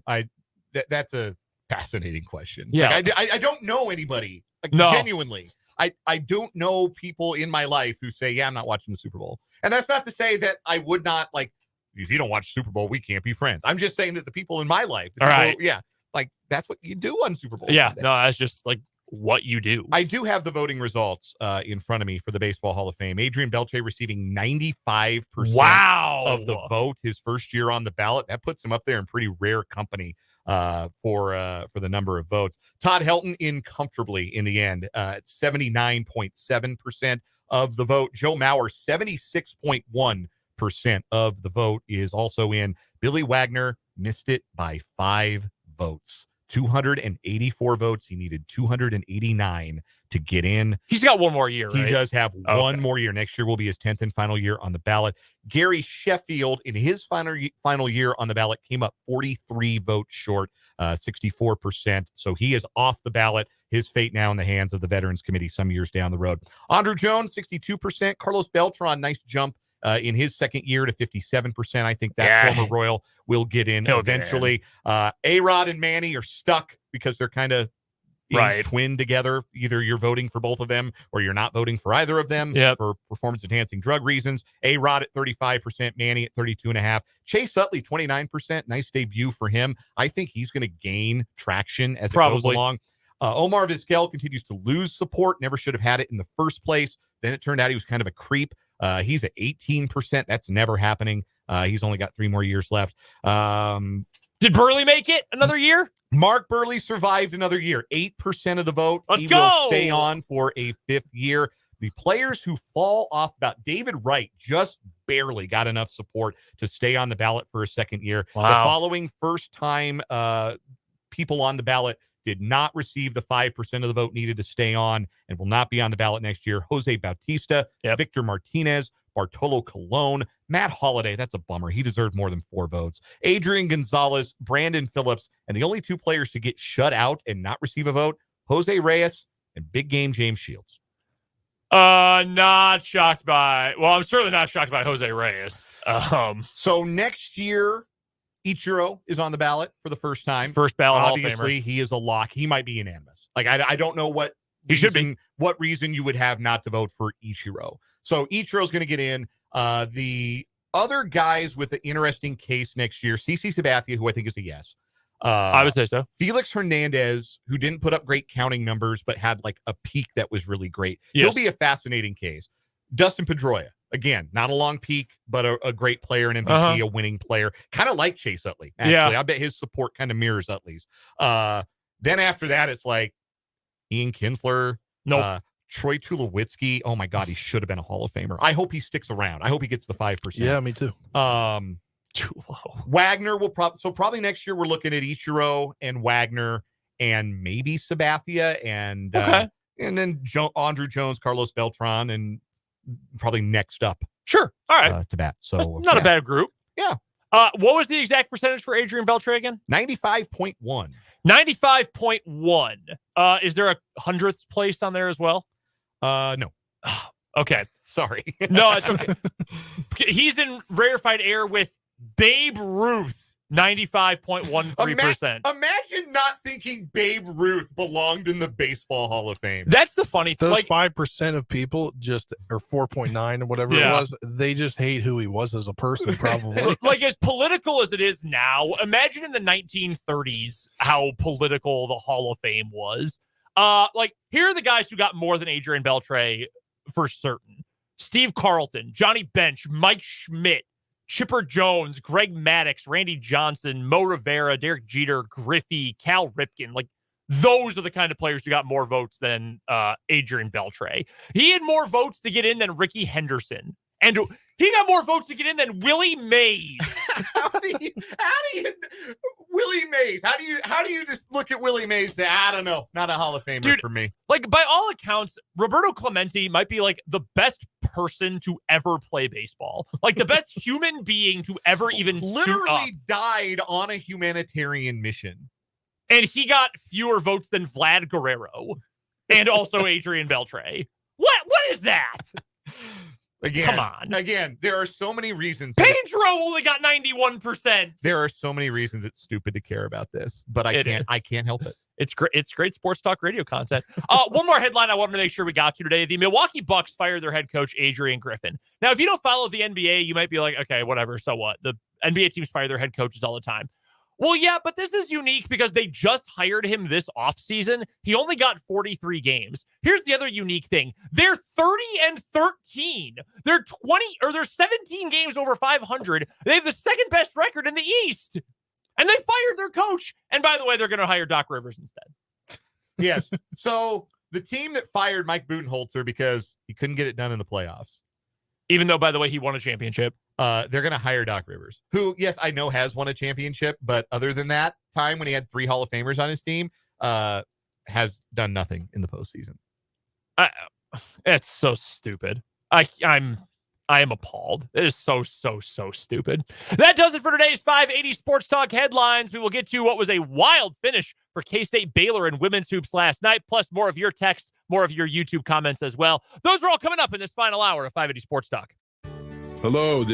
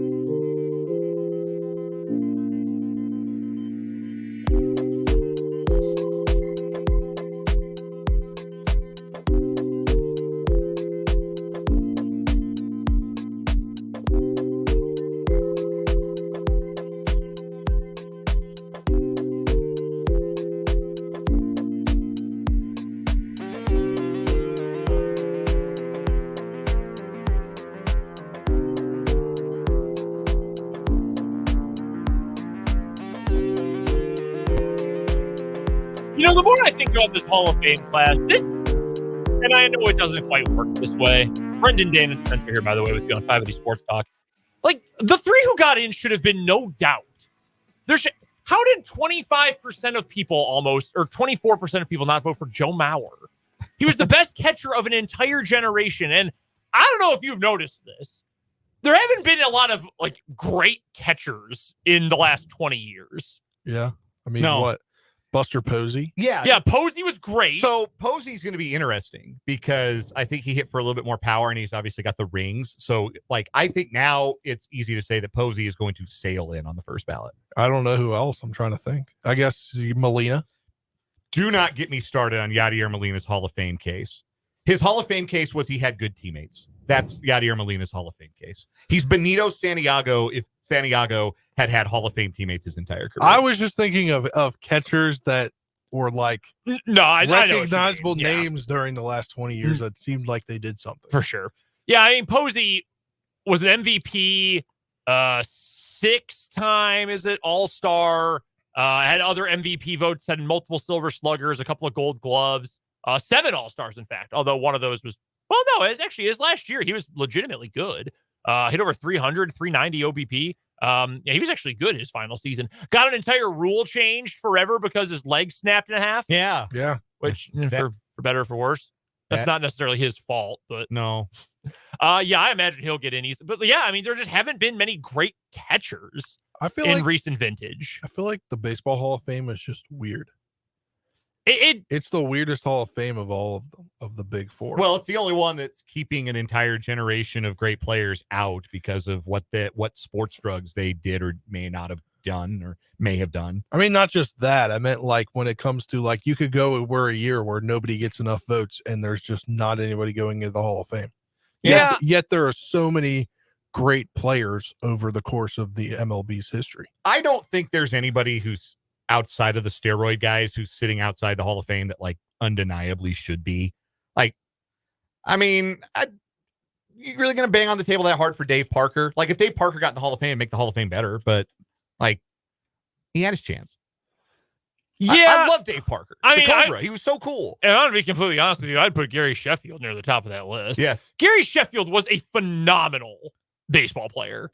But he was a jerk to media members. And okay, yeah, is he involved in the steroid stuff too? Yes, I understand that. But it's not like he was A-Rod. We have two. Not like he was Bonds. We have two separate texters, 785-272-9429, the text line. Texter from the 785 and a texter from the 913 who both want to know if we think that Salvador Perez will ever get into the Hall of Fame. So this is what's interesting about Salvador Perez. He's got the ring. He's got 5 Gold Gloves, 4 Silver Sluggers. He's been to 8 All-Star games. That puts him in pretty friendly company. Mm-hmm. He was the World Series MVP. That's valuable. He's 33 years old. I don't know that the counting numbers, like he's not going to get, I don't know that he's got, do you think 600 more hits get him to 2,000? If he gets, I'll sit here right now. The demerit against Salvador Perez is that the advanced numbers never liked him as much as like some of the raw numbers does, because Salvador Perez makes a lot of outs. Swings at everything And makes a lot of outs. His career on base percentage is an even 300. I would wager that would be the lowest of any Hall of Fame player. If he retired tomorrow and we're under consideration for the Hall of Fame, he'd have a very good case for, but that's the case against. The lowest on base percentage of any Hall of Famer at 300. That's going to be hard to explain away when the time comes to debate his Hall of Fame merits. So I wish I could say yes, because there are a few baseball players in the last decade that I have enjoyed more than Salvador Perez, and he's got a lot of the accolades that generally support a Hall of Fame case. 8 All-Star games, 5 Gold Gloves, 4 Silver Sluggers, and a World Series, not just a World Series MVP. A World Series MVP. And, franchise records for home runs in a season. He's tied with Jorge Soler. Like those things matter too. And we'll see what the back end of his career looks like. If he's got a few more 20, 25 home run seasons in him, and he gets over 2,000 hits and 300 home runs, even then with the low on base percentage, I'm going to make the case. I found one for you. 299. Bill Mazeroski. Oh, wow. Maz. Really? As far as I'm aware of guys I recognize. And that's a guy who's in the Veterans Committee put him in. The voters did not. The Veterans Committee put him in. Mazeroski had what? 12 Gold Gloves? Bill Mazeroski won 8 Gold Gloves and was a 10-time All-Star. 8 Gold Gloves, 10-time All-Star, and one of the 5 most famous swings of the bat in the history of baseball. Yeah. The walk-off home run in the 1960 World Series. So it's not dissimilar, honestly, to Salvy's case, where you have postseason greatness, bunch of All-Star games, bunch of Gold Gloves. Yeah, it'll be an interesting case, and I hope that I think it'll be really cool if he did, but he's going to have a steady decline, not a sudden decline, to put up the kind of numbers that will get people's attention. I think he's got a fascinating battle to get him in between what matters more, like your statistical profile or your accolades. Which one of those should put you more in the Hall of Fame? And to be completely honest with you, if we're talking catcher and a catcher who won a World Series MVP, I think it should be the accolades. If we're being, again, we just talked about how bad the catcher spot has been just in terms of average quality in Major League Baseball in the last 2 decades. Salvy's made 8 All-Star games. And is that partially because someone has to make the All-Star game for the Kansas City Royals in years when you have 100 losses? Yes, I understand that. But well, I mean, also a lot of those, like how many catchers were out there hitting 27 home runs, driving in 80, like he did in back-to-back years, 2017, 2018? How many catchers hit 48 home runs in a year? I'll tell you, none, ever, literally, never before. Yeah. He hit 48 of them back in 2021. No, he's going to have a fascinating case, and I will look forward to, you know what? If he finishes with 2,000 hits and 300 home runs, I don't give a damn what his on-base percentage is at the end of that. I will pound the table for Salvador Perez to Cooperstown. Man, I don't know that he gets to 2,000 hits. Because you're right. If he gets to those numbers, it should not even be a discussion. He's at 1411, so he is 589 hits short of that number. The last 3 years, he has averaged about that. His average has been 140 hits a year the last 3. Keep in mind, he missed a chunk of 2022. So does he have 6 more 100-hit seasons in him at its most difficult? Or like 4 more of 140? Well, I'll tell you what, moving out from behind the plate into DH, that might prolong his ability to put up some power numbers. But I'll tell you this, if he gets 140 hits, if he averages 140 hits for the next 4 seasons, then he's 29 hits short. I would put him in. I will say that right now. I would put Salvy in. He needs a gentle decline and not a steep one. He needs to gradually decline into his mid-late 30s rather than falling off a cliff. And I think ultimately if he's moved to DH, that's going to give him a chance to do that. I agree. And I think that's what the Royals need to do with him. I mean, we talked about this last offseason. Remember? Like, hey, maybe it's time to move him more to DH. That's when we thought MJ Melendez was going to be better than he was this year. Haven't ended up trading him, though, so maybe he will still end up being something with this Royals team. But that's I would put him in. I think legacy and accolades should mean something. And that's as someone who loves statistics and thinks those are also valuable. Yeah. I would certainly make that an important statement for him. And he'd give a great speech. We also have to keep that in mind. Speaking of speeches, we were talking about Ichiro. He's on the ballot for the first time next year, and he's obviously going in. Yes. There was a time a reporter asked him, so obviously a native of Japan, what language will you do your Hall of Fame speech in? And without missing a beat, Ichiro said Spanish. That's awesome. That's so cool. The rumor has always been, and I don't know if you ever saw him play, like if you ever came to Colorado and you ever got to see him play. The rumor is always that in batting practice, he would just launch tanks all the time. But then in the games, like that's not what I want to do in games. I don't need to do that. You want me to tell you about the first time? Because I got a local tie here. You want me to tell you about the first time I got to see Ichiro play in person? Yeah. 2004 Kauffman Stadium. My first ever visit to the ballpark. My parents were taking me across the country to my freshman year of college. Aww. We stopped in Kansas City to go to a Royals game. We'd never seen Kauffman Stadium. This was 2004. Royals fans will remember this was not a fun year. This was the year after the fun year. Yeah. Out of nowhere, 03, Tony Pena, Nosotros Creemos year. Mm-hmm. Yeah, those T-shirts were on deep discount by the time I got to Kauffman Stadium in August. Anyway, the Mariners are in town, which means Ichiro is playing. I get to see Ichiro play baseball in person for the first time. And some no-name numbnuts pitcher named Jimmy Serrano domes Ichiro with a fastball in his second at bat, and Ichiro had to leave the game. That's awful. So that is just awful. Oh, my God. John Buck won the game for the Royals with a 2-run homer off of future Royal Gil Mesh in the 8th inning, by the way. I remember a lot. So Ichiro played 19 years. Yeah. Ends up with 3,089 hits, the real Mr. 3,000. Only struck out 1,080 times in his career. Only hit 117 home runs. If you took out the back 9 years of his career, like if he just retired after 2010, he still should be a unanimous Hall of Famer. Yes. Every single season in his first 10 years in the league, he had at least 206 hits.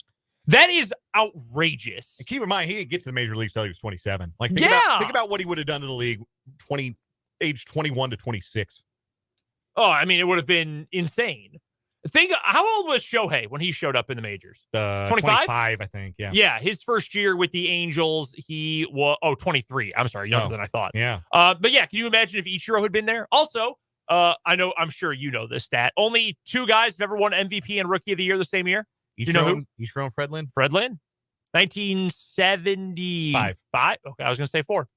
Yeah, there you go. 75. Yeah. I knew you would know that one. Yeah, that's Spencer. You will learn many things about your new co-hosts as time goes on. Rule number 1 with me: do not try me in baseball trivia. So if I ever have any baseball questions, no matter what, I'll just come to you. We say we're going to talk K-State women. Want to do that after this break? Yeah, we owe you a break. We'll come on back and a wild ending last night between K-State and Baylor. That's up next on 580 Sports Talk.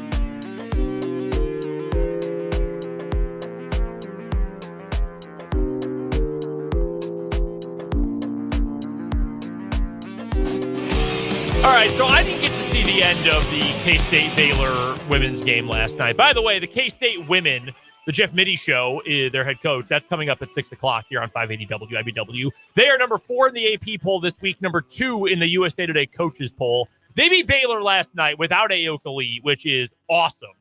Not that she's hurt, but that they were able to win that game without their best player in the All-American. Yeah, shout out to Eliza Maupin, who was probably not a name that anyone other than the most diehard K-State women's basketball fans knew.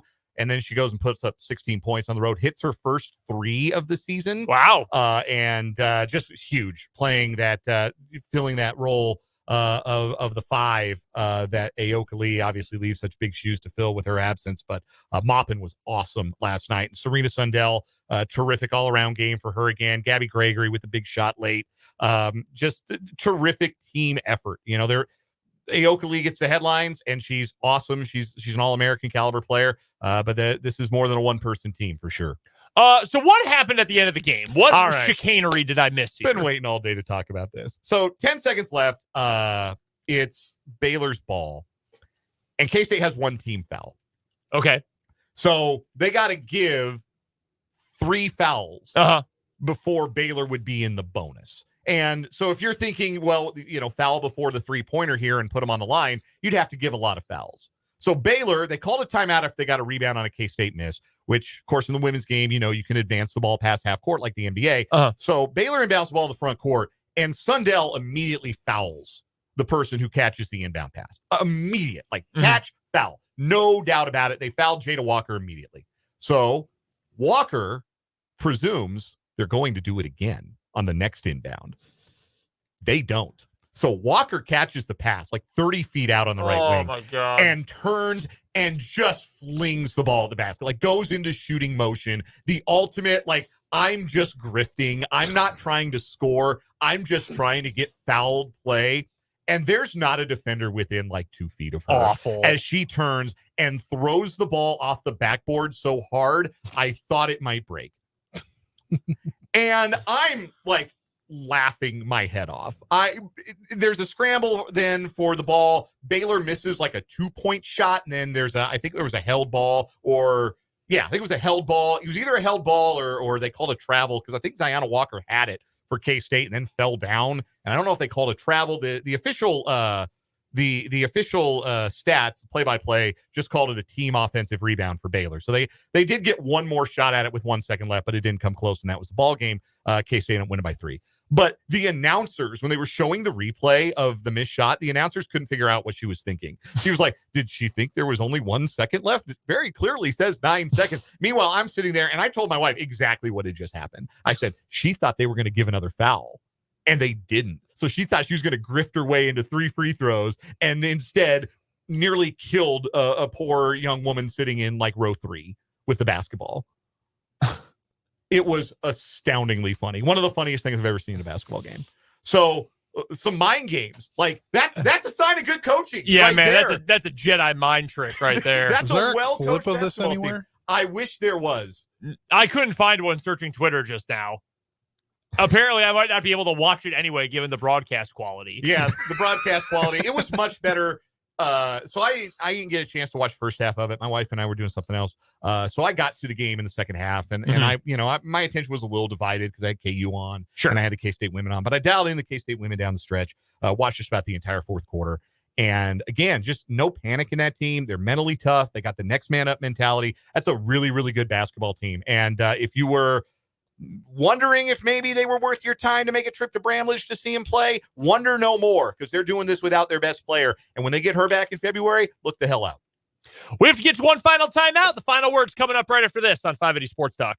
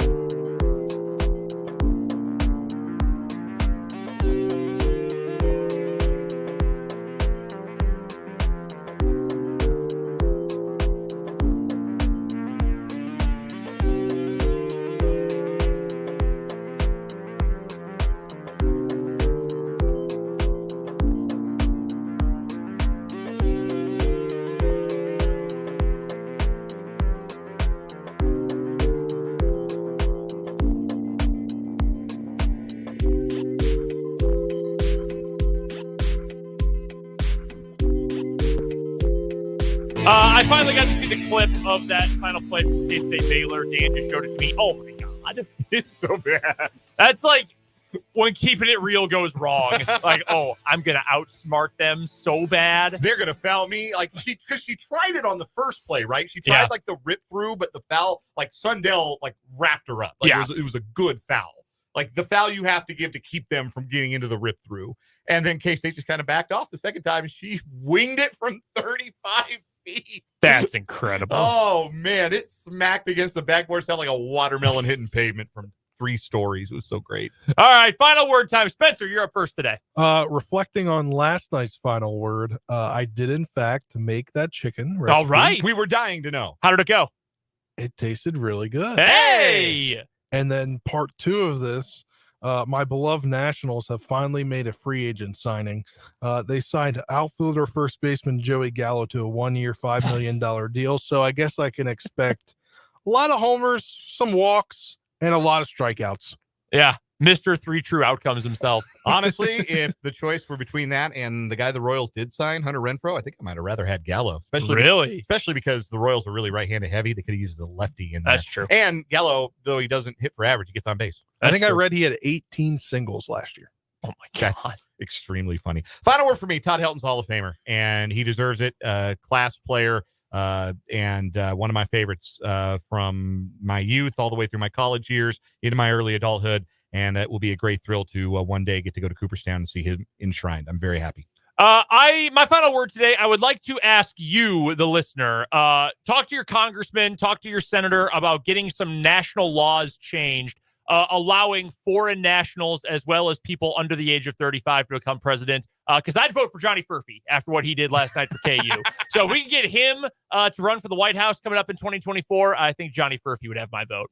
We're back tomorrow from 2 until 6. We'll talk to Tim Fitzgerald. We'll have Chiefs audio, Reed, Mahomes, and the whole crew. That's coming up tomorrow. For Spencer, for Dan, I'm Brendan. Talk to you tomorrow right back here on 580 Sports Talk.